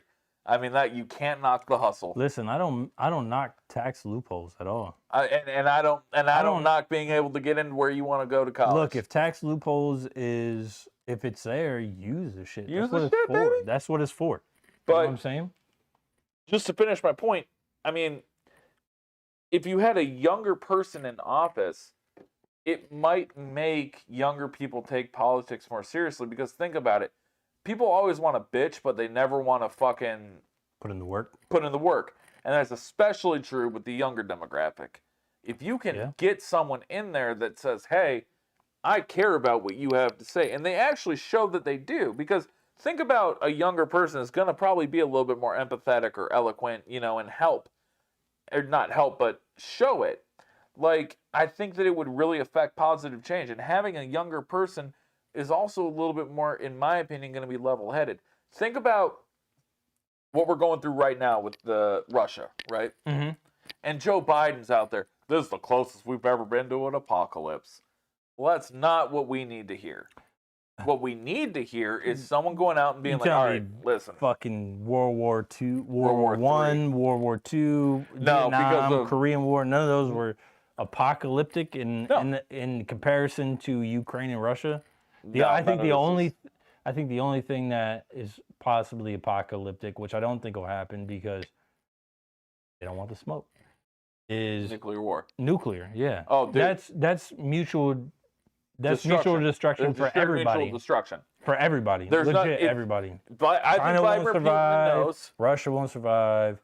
Fucking fucking NATO won't survive. No one will survive. Like, it'll be. I truly believe in my heart of hearts that Vladimir Putin knows if he set off nuclear rockets, there is nothing for him to rule over. Nothing. He should, because there's nothing gonna be left. So my thing is, why don't you just fucking admit defeat, bro? They're getting their ass kicked by Ukraine. Exactly. Although we've sent a lot of help, which I was not in favor of. I was not in favor of that either. Because listen, you talk about hating the student loan shit. What was it? 83 billion? $83 billion went to the Ukraine. Listen, bro, I'm all about helping people. You know me. I'll fucking help anyone. Hey, Tom, can I have a couple bucks? Yeah. Hey, Tom, can I borrow your truck? Yeah. Hey, Tom, can you help me with this? Yeah, fuck yeah. Yo, bro, $83 billion, that ain't just fucking help, bro. That's fucking stupid. On top of all the weapons we sent them. Correct. So my thing is, you got $83 billion you're telling me that you can fucking give to the Ukraine. Meanwhile, I'm paying $4.53 for gasoline. Get the fuck out of my face. Listen, I'm suffering so those fucking motherfuckers over there can fucking have a dick measuring contest. That's what it is. The reason I was against it, like, maybe not, I mean, the money, sure, but, like, more or less the equipment. Like, I didn't want our equipment to go over there, Russia just come in and fucking take out Ukraine, right? Yep. And then they gain all of our equipment. All of our equipment, they can reverse engineer it. Like Afghanistan. When we left Afghanistan, we left $80 billion in Afghanistan. We left a lot of money in Afghanistan. We left helicopters, fucking vehicles. I never understood that. Why would we leave a helicopter there? Ask Biden. I don't know. Trump wouldn't have done that shit, I promise you that. Barack wouldn't have done that shit. I don't know about that. It's been said that fucking Brock is probably fucking pulling the strings and Joe's just a fucking puppet. Well, I'm trying to change my mind. I love Joe Biden, man. You motherfucker. Because I love me some Barry O, baby. You know, that Key and Peele skit where it's Barack Obama in college and he's talking about shit and he's like, pass it over. Oh, intercepted. And he starts smoking the joint. I was like, fuck yeah, dude. That probably is Barack Obama. That motherfucker's in the White House smoking chronic, baby. Like, he had Snoop Dogg come over and Snoop walks in. Barack, what's up, nephew? And then comes in, sits down with him. He's just rolling a fucking joint in the Oval Office. Did you see the one where fucking they play Barack and he's fucking goes through and shakes everybody's hand? Oh my God, yeah. All the white dudes and he goes to black dudes. My brother, what's up? Fucking daps them up, hugs. They can't stop it. They can't stop it. Hello, how are you? Like, there's a little African American baby. Oh, come here, baby. He's just like hugging her and shit. And then he sees the little white baby. How are you? It's going like, yeah, dude, that's fucking hilarious. Dude, Jordan Peele's a genius. Yeah. Jordan Peele's a genius. I saw his new movie over the summer, that Nope movie. You need to fucking watch that, bro. You need to watch that fucking movie. Yeah, that shit's hilarious. I got a topic 10 tonight. Are we ending already? We're at an hour and 36 minutes. Yeah, we're usually at about an hour and a half, hour 45. Well, it's just us, bro. I mean, I know it's are you just in a us. hurry? I haven't ate today, and I do want to get home. Okay, all right. It's All right. 9:39, so So listen, it's Halloween. it's Halloween. What are your 5 favorite scary movies? If you're gonna recommend 5 movies to the watchers out there that you I'm gotta not watch, a movie buff, so this is. I know is not, it's tough, but I mean, I know you've seen Halloween movies. This is all right. So The Conjuring. Okay. Is a good one. Okay. I like Paranormal Activity because it's like it would be Okay. compared to like Blair Witch Project. That was a good ass fucking movie. Freddy vs. Jason was dope. Not because it was I've scary. never seen it. No, Was it good? it was good. It was cool. It was good. It was interesting because it was two horror Icon. character. Yeah. Yeah. Two horror icons, kind of going against each other. Yeah. That was cool to me. That's 3. Yeah, that's 3. So I don't know, dude. I think that would Those would be your top 3. based off just quick memory. Yeah. So I'll only do my top 3 then. Okay. I would go number 1, The Exorcist. All-time favorite scary movie. All-time favorite scary movie. Because, like, there's 2 versions, bro. There's the TV version, where it's just, like, on Sci-Fi, and you're just, like, watching it when you're, like, in high school, and you're just like, oh, this movie ain't shit. And your dad comes by and goes, fuck you watching that for? Oh, it's just on TV. Turn it off. He made me turn it off. And I'm like, it's nothing even bad. Then I watched it in college, because I rented it from And you're Family like, oh, Video. shit. And I was like, oh, fuck. So you don't recommend it to kids? I do not recommend that movie to kids. That movie is fucked up. But they're remaking it. The Exorcist? Yeah, in the HBO 8-part miniseries. In They're a doing- series. In a series, which they've already done before, but they're actually doing like The Exorcist, not like side shit from it. Like this is actually the fucking Exorcist. It'll be So a then- remake of the movie. Yes. Okay. Number 2, The Shining. Stanley Kubrick, The Shining. I've seen The Shining. Off the top of my head, I don't remember it, so it must not have been. It's about a hotel. Jack Nicholson and Shelley Duvall go to a hotel with their son, and there's some wild ass shit pops off.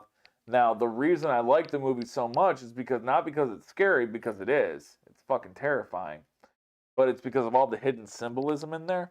So actually, there's a whole thing in that movie people have dissected showing that we did not land on the moon and Stanley Kubrick directed it. That is another topic.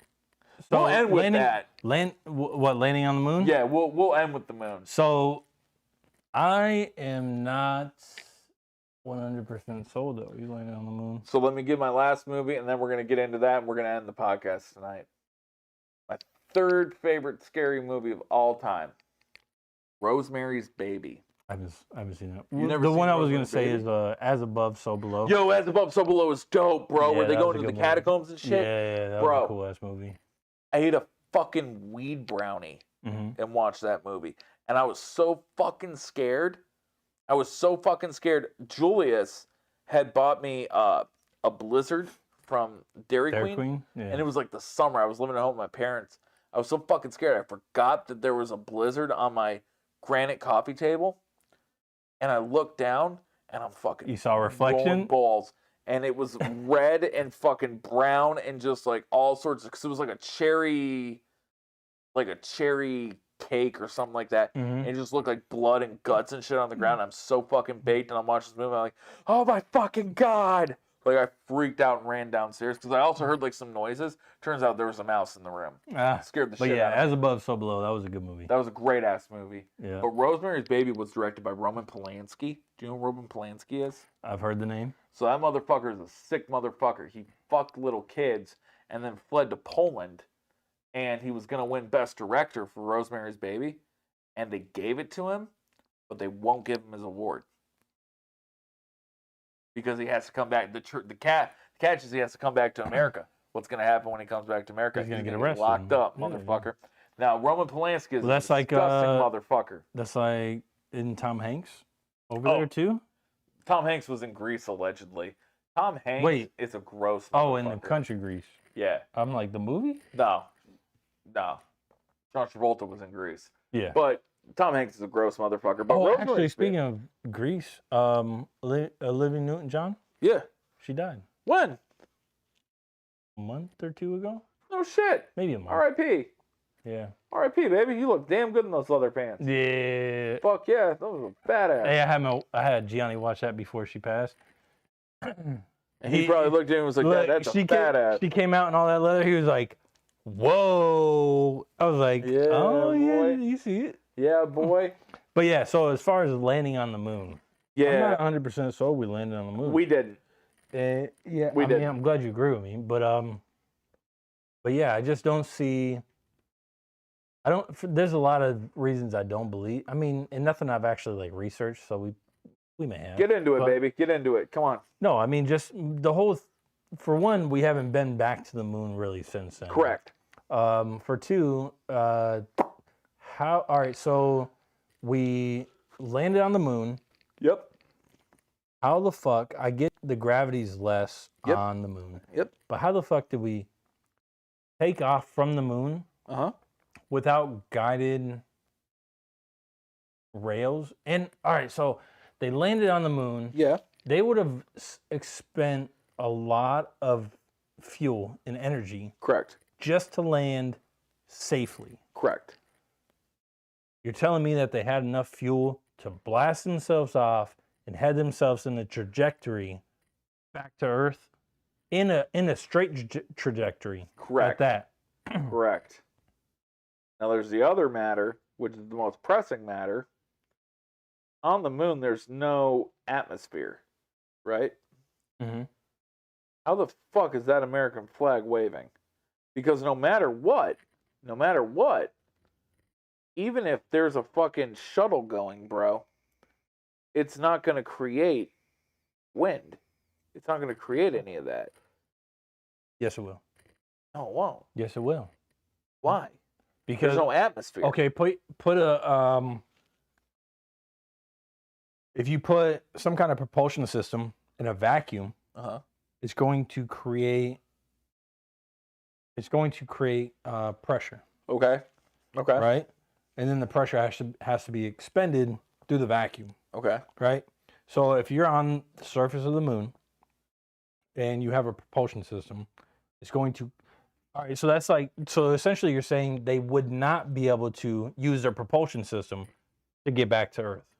No, they could, but what I'm saying is, all right, so if in order to have propulsion, you have to have thrust. In order to have thrust, you have to have some kind of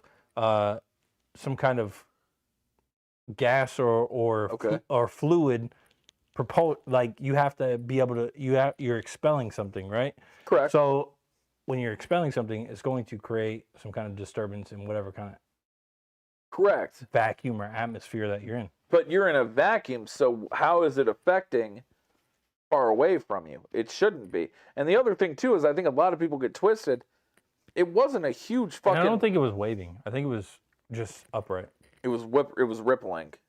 Maybe, I don't know. I'd have to relook, but I don't remember it rippling. I just remember it standing. There was something Same. about it. There's something about the flag that makes. I know there's a lot of controversy about the way the flagpole was, and then Yes. there was another angle of like the shadow of the flagpole, and then the shadow the of shadows were a something big else. thing. But I've seen that, and I've also seen that debunked by having like a telephone pole and then like a stop sign next to each other, and depending on where the sun is, they can be at different angles. So And if the you have biggest like thing, terrain, though, to me, Mhm. if we've been there, why haven't we gone back? that's what I'm saying. That's my biggest thing. We haven't really been back. We since? haven't been to the moon because if we'd been there, we would have been back. You don't go to, like, the United States doesn't make a pilgrimage to Australia once and then never go back to Australia. You know what And I mean? think about the time during the time that we went to the moon. It was a space that it was a space race. It was a space race. Who were we against? China, China. India, A lot of Russia. different countries, right? Yeah. But we wanted the perception that we were, we were the best. first ones. Correct. Yeah. We wanted the perception. So my biggest Especially thing back is, in the day when there was like no way to prove. correct. or There was no social disprove media. anything. Yeah. So my biggest Think thing about that is, shit now. People will analyze the fuck out of that and be Oh, like, yeah. Real. Yeah, fake." absolutely. My biggest thing is, we might have went to the moon, but there was something we did not want to find there. That's why we haven't gone back. If we I did don't go, think we're finding shit on the moon, bro. To be real, I think with we you. would. What will we find? I don't think it's anything like aliens, but I think it's maybe remnants of something. Maybe it's like, maybe spitballing, maybe it's a spaceship, and maybe it has shit in it that we didn't want to see. Maybe some fucking wild shit might be up there, dude. Like, what if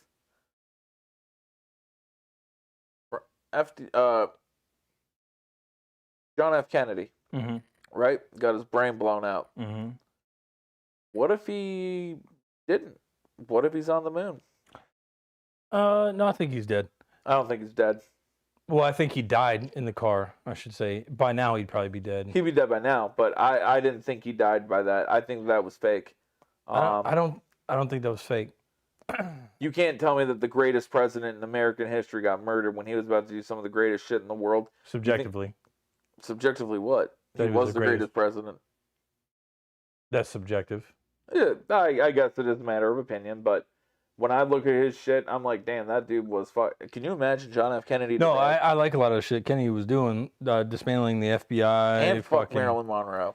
Oh yeah, that too. That puts him way up in the rankings. Oh yeah, they deal with all that in that Ana de Armas movie. I haven't Blonde. seen it. Oh, bro, dude. But so, Kennedy do you think turned Lee his Harvey out. Oswald is the one who shot him? No. Well, you don't FBI think did. he was probably shot. You said you don't think that was real. I don't think that was really him, but I think Lee Harvey Oswald was set up and the FBI orchestrated it. I think that's FBI I think orchestrated it. I think that's a fair. I think that's fair. Dude.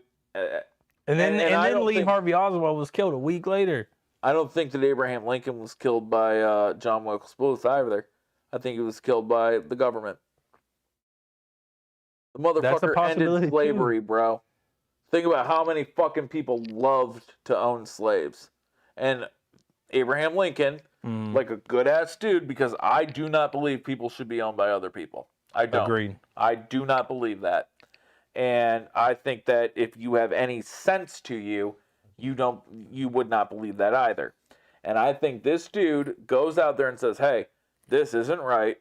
I'm getting rid of this shit. And then these motherfuckers who fuck their cousins down in the South are like, they got a big old chewing and they're like, hey, that son bitch, he gonna take away my slaves? Huh, yeah, right. So, And then they because the South was powerful.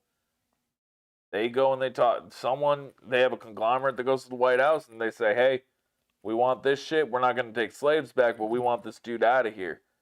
They eliminate him. I think that's a real possibility.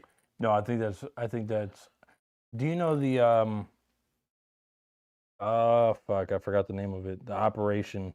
There was a operation that was planned by the U.S.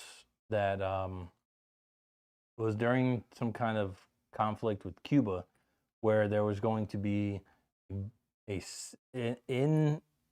was released out of classified documents. There was they had planned on a boat. Bay of Pigs? It was something along those lines, It was Bay of Pigs. where there was supposed to be a boat that was Nuclear weapons? No. It was a boat that was either like exploded or sunk or some shit in route to the U.S. from Cuba, but it was they said simulated or real or simulated. So they were orchestrating, putting some kind of campaign together where there was a boat that was going to be sunk during that conflict, but it was either going to be a simulated sinking, or it was going to be an actual sinking, which means they were going to actually sink a They were going to fucking actually boat. sink a boat. Yeah. Or they were going to simulate it and just put it through the media that they actually did it. Yeah. So when I see documents like that come across and I see that, to me, that just screams corruption. Correct. That's like you're asking the people to get upset.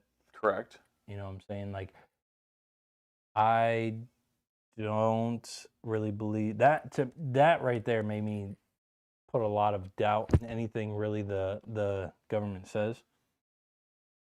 So yeah, so I can't really trust anything. So when people say when the government says we've been to the moon, I'm like, prove it. Bullshit. No, like it's funny. I actually talked about this with my mom last week about the moon, and she said, "Thomas, like, it happened," and I was like, "Why?" Well, because we saw it. You see shit every day, Mom. Like, you see shit every day. Like that doesn't mean it fucking happened. Like, it was black and white. It was easy as fuck to fake shit like that back then. Especially back then, when there was no checks and balances, nobody could prove or disprove anything. Exactly.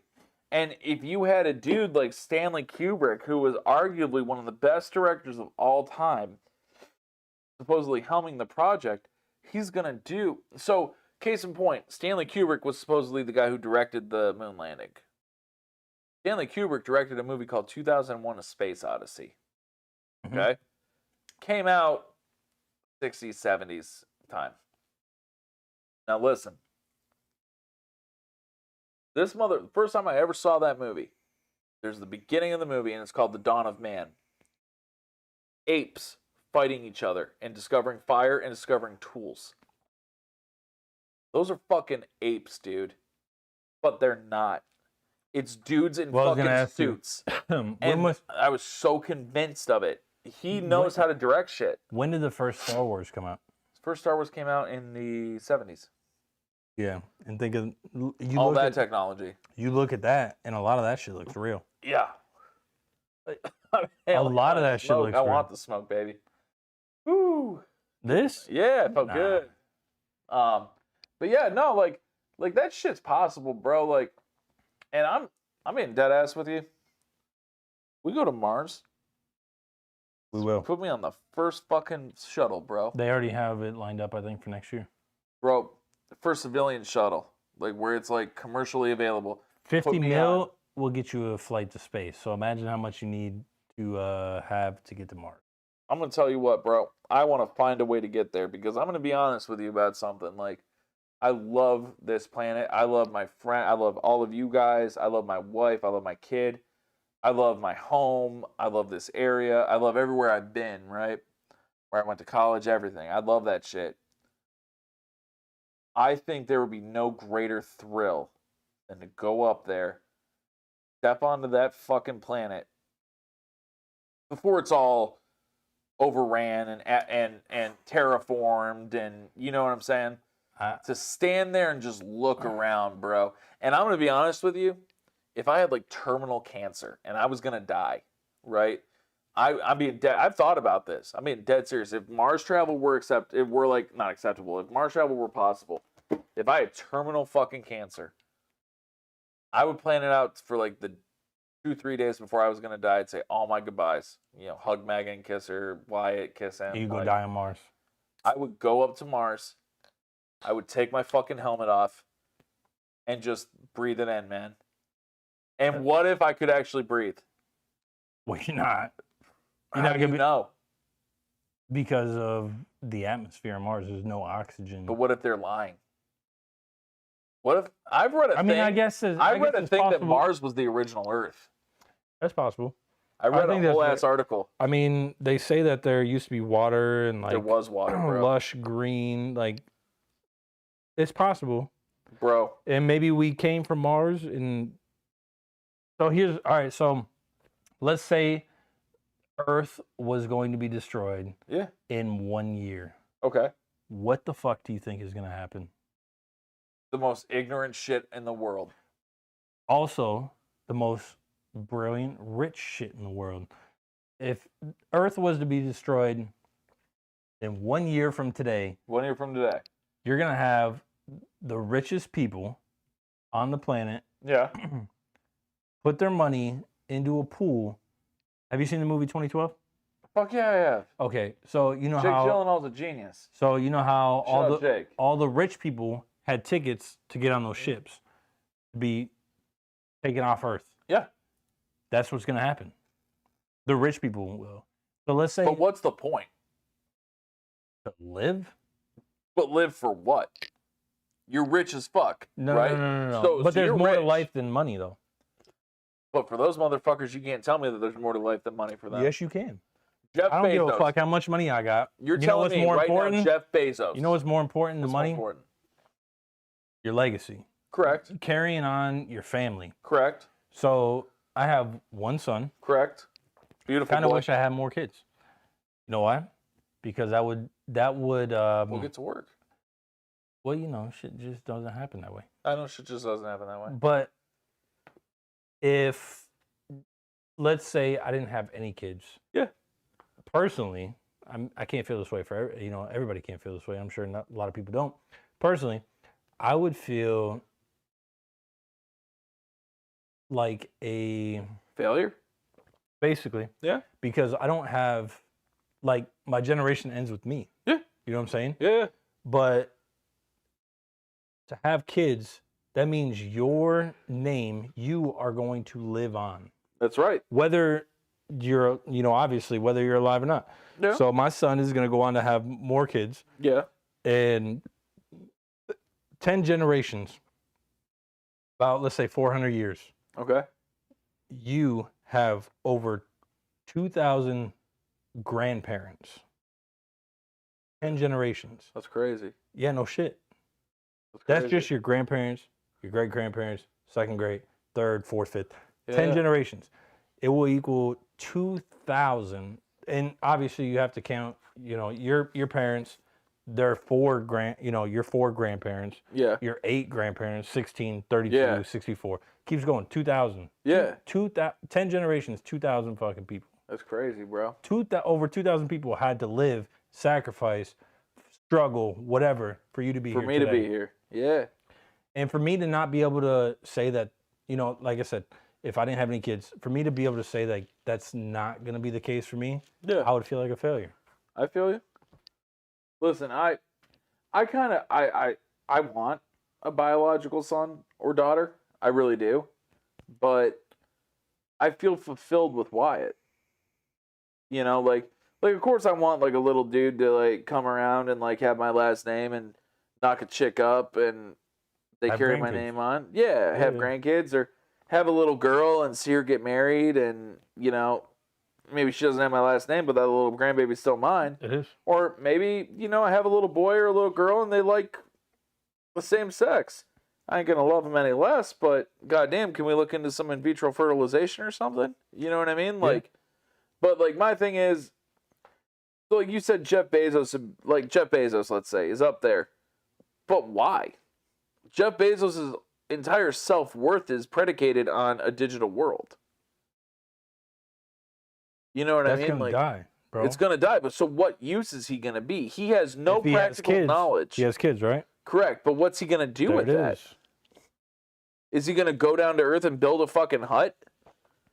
You know what I'm saying? Like, what's he gonna do if But he's you're off not going to. world? All right, but let's say he goes to Mars Yeah, So he to goes to Mars. save himself from the world ending. correct. You don't think he's going to bring his kids? He will bring his kids, but what is he going to do? He's going to repopulate, or he's going to populate Mars. So And let his, him- his name, his legacy is going to live on. Why do you think it was so important back in the day, like when it was like kings and emperors all over the world? Why do you think it was so important for them to carry on the name? There were many reasons, but the main reason being so that there could be more kings, more. Well, even just servants or Yeah. whoever, like their name meant so much. Yeah. Their name That's was all they had. That's all they had was their name. Yeah. And that was important. That was the most important thing to them. You don't tarnish our name. You don't, you know what I'm saying? Like, Oh yeah, that's because their name, their legacy is what's going to live on. bro. Speaking of that, you know that guy that plays for the Dolphins, Tua Tagovailoa, Yeah. the quarterback. So his dad, they're from Hawaii. Mm-hmm. They're from like this Baptist sect religion. So fucking that Tagovailoa name is so important to him.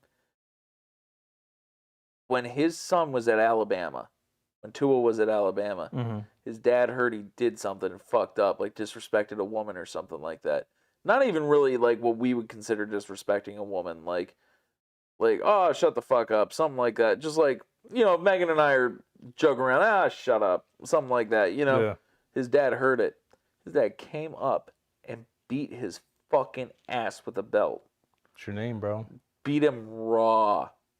That is fucking respecting your fucking name, bro. That's like, that's like the only I thing don't that- disagree with what his dad did. Dude, my dad, I'm gonna tell you right now, that motherfucker couldn't touch me today, because if he swung on me, I'd lay his ass on the fucking ground. Shout out Carl, but I'm laying her ass the fuck out. Well, he's homie. older now. He's older now, but that's some shit he'd pull, because he always told me, like Your when I name- went to college, man, like if a girl tells you no, that is it. You Yeah. go home and Oh. you crank one out. That's what I swear to God, that is what he told me. Hey, if a but girl you says know no, what? you go home and you take care of that. He was like, because it ain't worth it. No, it's not. Your name is the only thing that you have that's going to be passed down to your That's kids, what he said. to your grandkids, generations to come. Your name. And I'm forever thankful my dad told me that, man. I'm forever thankful, because it shaped how I interact with people. So, like, I mean, I'm many things. You know what I mean?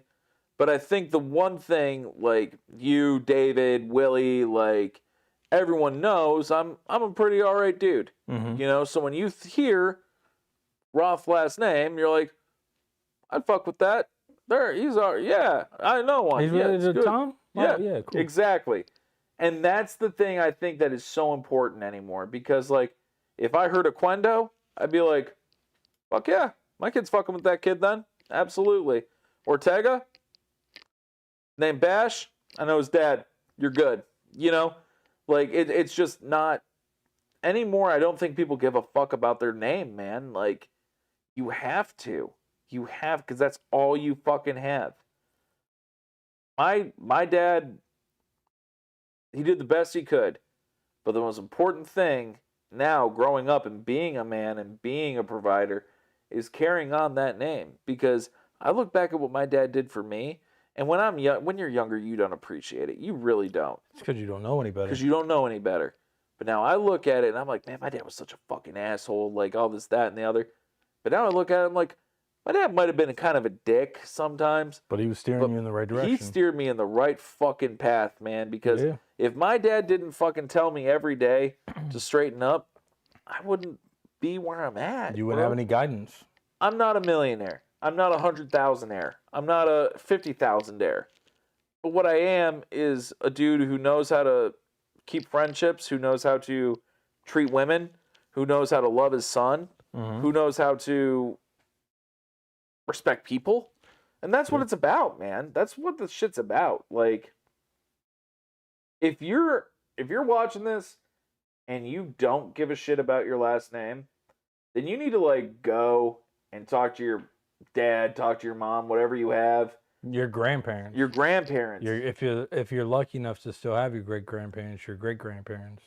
Exactly. And you need to fucking figure out what the fuck your name's about, because we know what our names are about, and that's what we want to do. And I think if more people were concerned with what their names were and what they meant 20 years ago, the world would be a totally different place.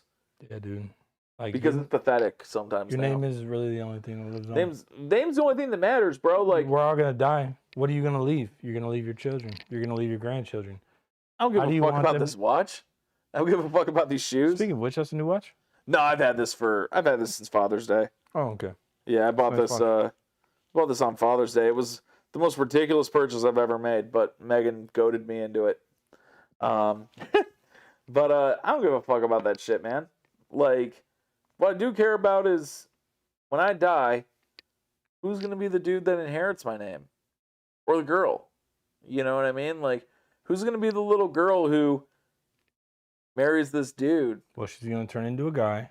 She probably will, hopefully. Hopefully she's worth anything. But, no, like, what if I had a little girl and she marries this dude and they're like, oh, yeah, this is our last name now. Oh, fuck, it's not. It's still Roth. You can take my last name, bitch. See, I don't mind. See, I like that. If I had a girl, I wouldn't mind her taking somebody else's. It depends on what the fucking last name But is. to me, that's still my offspring. So if I had a little girl, Because if that last name was McCoy, I'd say absolutely not. But if I had a little girl and she married and she took a last name, that's cool. Yeah. You know. But and then she had kids. Those kids are still carrying down my name, my legacy, because if anybody goes back and looks, especially with today's technology, you can fucking 23andMe, Ancestry, MyHeritage, all that shit. You can trace all that shit back. Like my wife's great whatever. What's your wife's last name? Well, it's Oquendo now, but Sanchez. Sanchez. Yeah. Sanchez. Although on her, obviously that's her dad's last name. But if you look on her mom's side, if you go back and back, Ragnar Lothbrok. I don't know if you recognize the name. What was it? Ragnar Lothbrok. Ragnarok. Yes. Ragnarok. It's a Norse movie. name. Yeah. It's Norse for end of time. Ragnarok. It's the Armageddon. No. I'm talking about Ragnar Lothbrok. He was a king of. He was a king. He was like. He was a Norse king. Iceland or some shit. Yeah. That's her great whatever number grandparent. So you're telling me your my wife over is there technically a queen? God damn. She is a queen. I was just gonna say she's the queen of this castle. I'm gonna tell you what, Oquendo Casa. Yeah, but I'm saying, I mean, with today's technology, that's crazy shit, bro. That's the only thing that's gonna fucking follow you. Is your lineage. That's it. I wish if I could go back in my family tree, I could find like the king of Wakanda in my family tree, and I could just say Wakanda forever, and I could be the next Black Panther. Wouldn't that be crazy? They're not replacing the Black Panther though. No, they're not. Thank God, R.I.P. Chadwick. Yeah, they're not replacing him, but someone is Black Panther now though. His sister. Oh, she took it over? She took it over after making anti-vax comments, which go off, Queen. You know, I respect anyone's opinion on vaccines. You know, I'm cool with like the polio vaccine. I'm cool with the smallpox. I don't want that shit. I don't want smallpox. I don't want monkeypox. There's a high death rate with those. There are. And COVID, not so much. I'm going to tell you what, my kid, I'm not an anti-vax. My kids will all be vaxxed. And you know what? If they make the COVID vaccine mandatory, I'm not going to argue it. Well, you know what they just did? What? The CDC just added the COVID vaccine to the recommended vaccine. But not required. No, because the local municipalities have to dictate that, correct? Correct. Okay. But they put it on the recommended, so that means it's one step away. Yeah, exactly. Okay. Yeah, some places are going to mandate it. I mean, I'm not going to lie to you. I do think it's good in a sense. In a sense, because here's my thing. For kids? The biggest thing, Anthony, is I remember where we were 2 years ago with shutting down and all this shit. Yeah. I remember where we were. If all it takes is a fucking shot, and I don't think it's anything malicious. I really don't think these people are being malicious. I mean, I understand schools of thought, and I'm not going to argue people's schools of thought because I respect everyone's opinion. But I really don't think that right now, like personally, I'm not vaccinated. I never saw a need to be. I mean, if I'm going to get it, I'm going to get it. If I die from it, I'm going to die from it because I'm like, I out of the 10 boxes, I check about 8 of them for the risk factors. The only ones I don't check are over 55 and,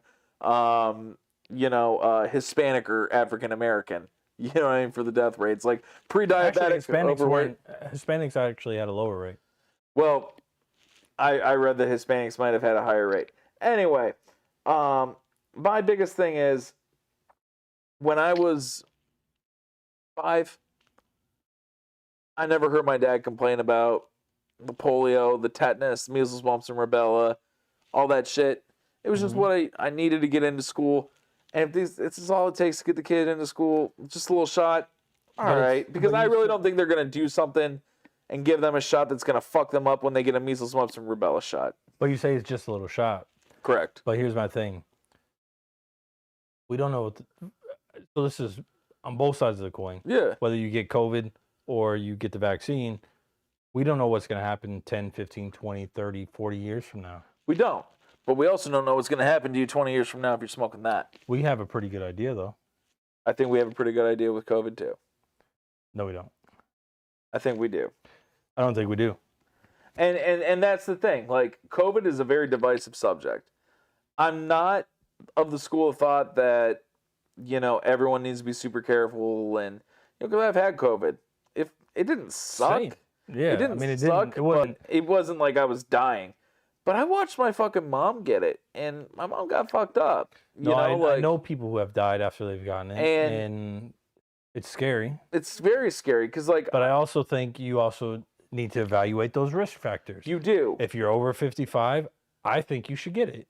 I'm not. I really do. I'm not anti-vax. If you're over 55, that puts you significantly higher risk to die from COVID than if you're under 55. Correct.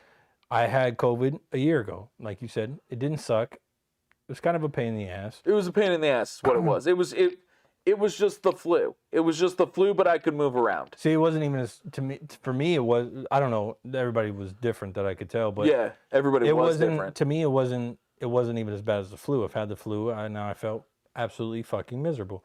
With COVID, I felt like I had a head cold. Felt pressure, sinuses. It was all fucked up. Taste, smell. Well, taste not so much, but smell definitely. But I think you need to evaluate your risk. You do. There's a risk assessment that you should take, and if you're over 55, I think you should automatically. I recommended the vaccine to my grandmother and my grandfather, who are both over 55, and Jahida's grandmother. I told her that she was staying here. I told her that she needed to get it, and that's because she's 81 at the time. Yeah, she's an 82. older lady. Yeah. Yeah, she needed to get the vaccine. Like Those vaccines came out. My mom and dad were like first in fucking line, Were they? bro. Oh my god, my dad was fucking furiously masturbating to the idea of getting it. He was just sitting there like, "Oh, it fucking's open. It opens in a day, yeah." Like just fucking blowing his load on the keyboard. My dude. grandmother Like, had to convince my grandfather, but you know what I'm saying? Like I convinced my grandmother, like you're older, you need to go get it. You need to go get it. But as far as me, my son, my wife, she's got health complications or she's had health complications. So I left that decision up to her. But as far as me and my son, generally pretty healthy. So my biggest thing is like for me, I have Wyatt. mhm. And Wyatt is an immunocompromised kid. He just Mm-hmm. is. And Wyatt isn't like Gianni, where Gianni can come up to you and be like, "Yo, Dad, like I really don't feel good." yeah. You know, with Wyatt, it's kind of like you really got to pay attention to him. Right. So like for me, I really considered getting the vaccine because I was like, "Yo, I work in an industry where I see different people every day, Mm-hmm. and we're sitting this close, you know." And I would hate myself if I gave him this and we didn't notice it and he got sick and something happened to him. Yeah. I really considered it. But then I've just been watching him and he, as far as I can tell, he's never gotten it because Wyatt doesn't really get sick. Wyatt'll cough for a few days or Wyatt will bitch and moan for like an hour a day once a week. And he'll get a little warm and he'll cry a little bit and he won't eat a lot. But that's the extent of him getting sick. Mm-hmm. And my biggest thing is I just want to make the most informed decision for him because, you know, that being your world, you know, you really got to take your inventory. And I just thought after a while, I was like, listen, like I got COVID. I was around him. Nothing happened to him. I'm around him enough. I think we're gonna be fine. But like, what I don't like is the people who push their views on people. Like my mom is just fucking shoving it down my throat at the beginning with the vaccine. Like you A lot of gotta people were get it. You scared. I gotta get it. And I respect that. You know, it was scary. That shit was scary, but it was also the media doing that shit to you too. Yeah, that's what I'm saying. The media was the media's media a holds a nasty lot dog, of fucking man. power, man. They They are do. fucking. But so I had COVID probably a year ago. It's been about a year, end of October of last year, Okay. and I didn't leave my house. And when COVID first popped off, whenever end of February, early March of 2020, I was taking you can go back on my business page and look, like I was taking precautions. I would wear gloves every time I would fucking touch anything. I would sanitize everything with alcohol. I was taking the precautions. So it wasn't like I was ignoring it or, fucking pushing it to the side as like a conspiracy. Yeah. I was legit like, I'm like, I don't want to get anybody sick. I don't want to bring that shit into my house because we don't know anything about it. But as time went on, looking at statistics and like people who were actually being hospitalized and dying from it, I made that risk assessment. Yeah. Where I was like, I don't see the need to, they said it was on surfaces and they said it wasn't. And then they said you should wear masks and they said, no, masks aren't that effective, depending on the mask, of course. Yeah. But so I made the risk assessment based off of information that I personally gathered, where I didn't feel like it was a big issue for me and my family. So, and that's why I don't have a vaccination. But the thing is I've never heard you push your views on people. I've heard you maybe give your opinion. Oh yeah, absolutely. I will always give my opinion. But I've never at first you and I had very different views, and you would tell me straight up like, "Hey, this is why you shouldn't get it." But you never made me feel bad for wanting to get it. And people make people feel bad, bro. Like that's what fucking sucks.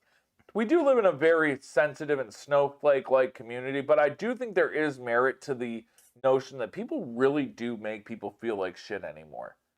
And that's because the media push that shit. And because people give other people so much power over themselves. I will admit, like, if you said something to me and you were mad at me or something like that, I would give that power and I would be upset. Or like David or Dave, Willie, McCoy. If you guys said something to me and like kind of, I would give it power. But like, that's the thing, like, people give misplaced power. People you don't even fucking know judging you.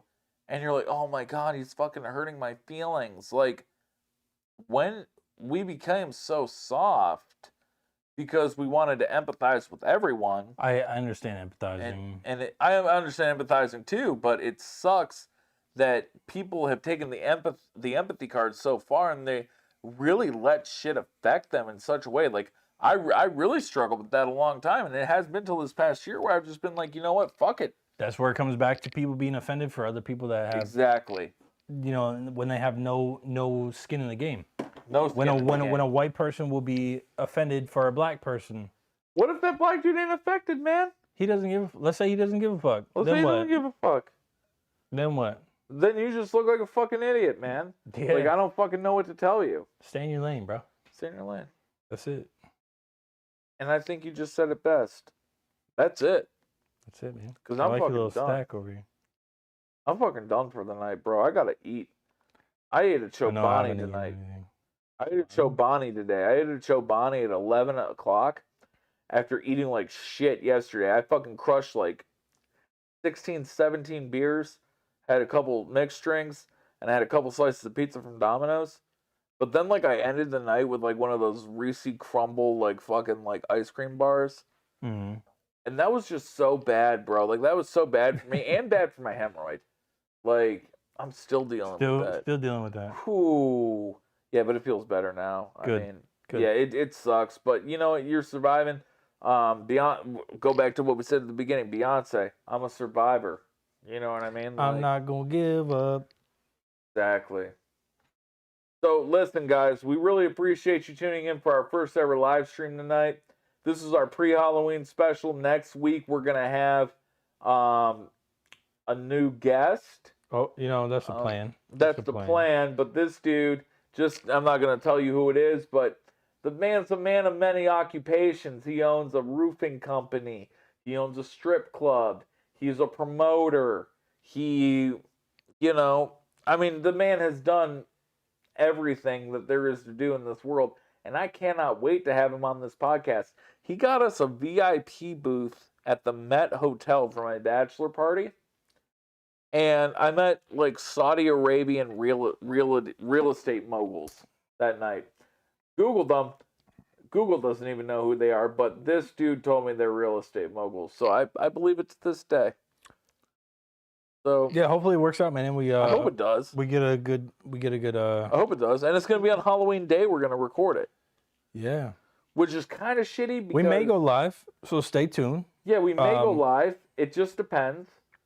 But I really hope we hope you guys enjoyed this tonight, because I've gone live in podcasts before, but I know this is one of your first ones. This is my first podcast live. I've done live for like the shop or the business, but like podcast live. Yeah. This is my first podcast where we just it's shoot ripping the for shit. 2.5 hours, man. It's tough to do. Yeah, we're 2:22 in. And this is going to be one of our longest podcasts. It's up there. And we fucking killed it tonight. Yeah. So all you motherfuckers that watch these channels, I know that we only have a couple subscribers, but we know you watch, so we need you to like. We still got somebody in there share, now. So if you're comment, watching and you're not subscribed, just click the subscribe button. It doesn't hurt anything. And it doesn't cost you anything. And it helps us. It helps us. You don't want to help us? Fuck you. You don't want to help us. I'm over here with my grill, baby. You see that? I did that for you. I did that for the culture tonight. You know what I mean? Like, so I'm over here. This is Post Malone over here. We got Posty in the house. Feel me? Run away because we running in circles. You know what I mean? I have fallen apart before, down to my core. You know what I'm saying? People always ask me, Tom, do you gamble? And I say, no, I can't go to the casino because I gamble with my life every day. This grill, these chains, this diamond watch, this shit like that. You gamble with your life when you do this shit, player. I'm about to walk into these mean streets of Beulah tonight. I might get shot. I might catch a body. Who knows? But this is me. I'm Tom Roth. You got this grill here. And I got my boy, Anthony Aquendo. I don't know. Rub the head for luck. Oh, I'll rub the head for luck. Oh, and that one though. And we're cutting at that, baby. We're cutting at that, baby. Have a good night, guys. That was a good fucking podcast.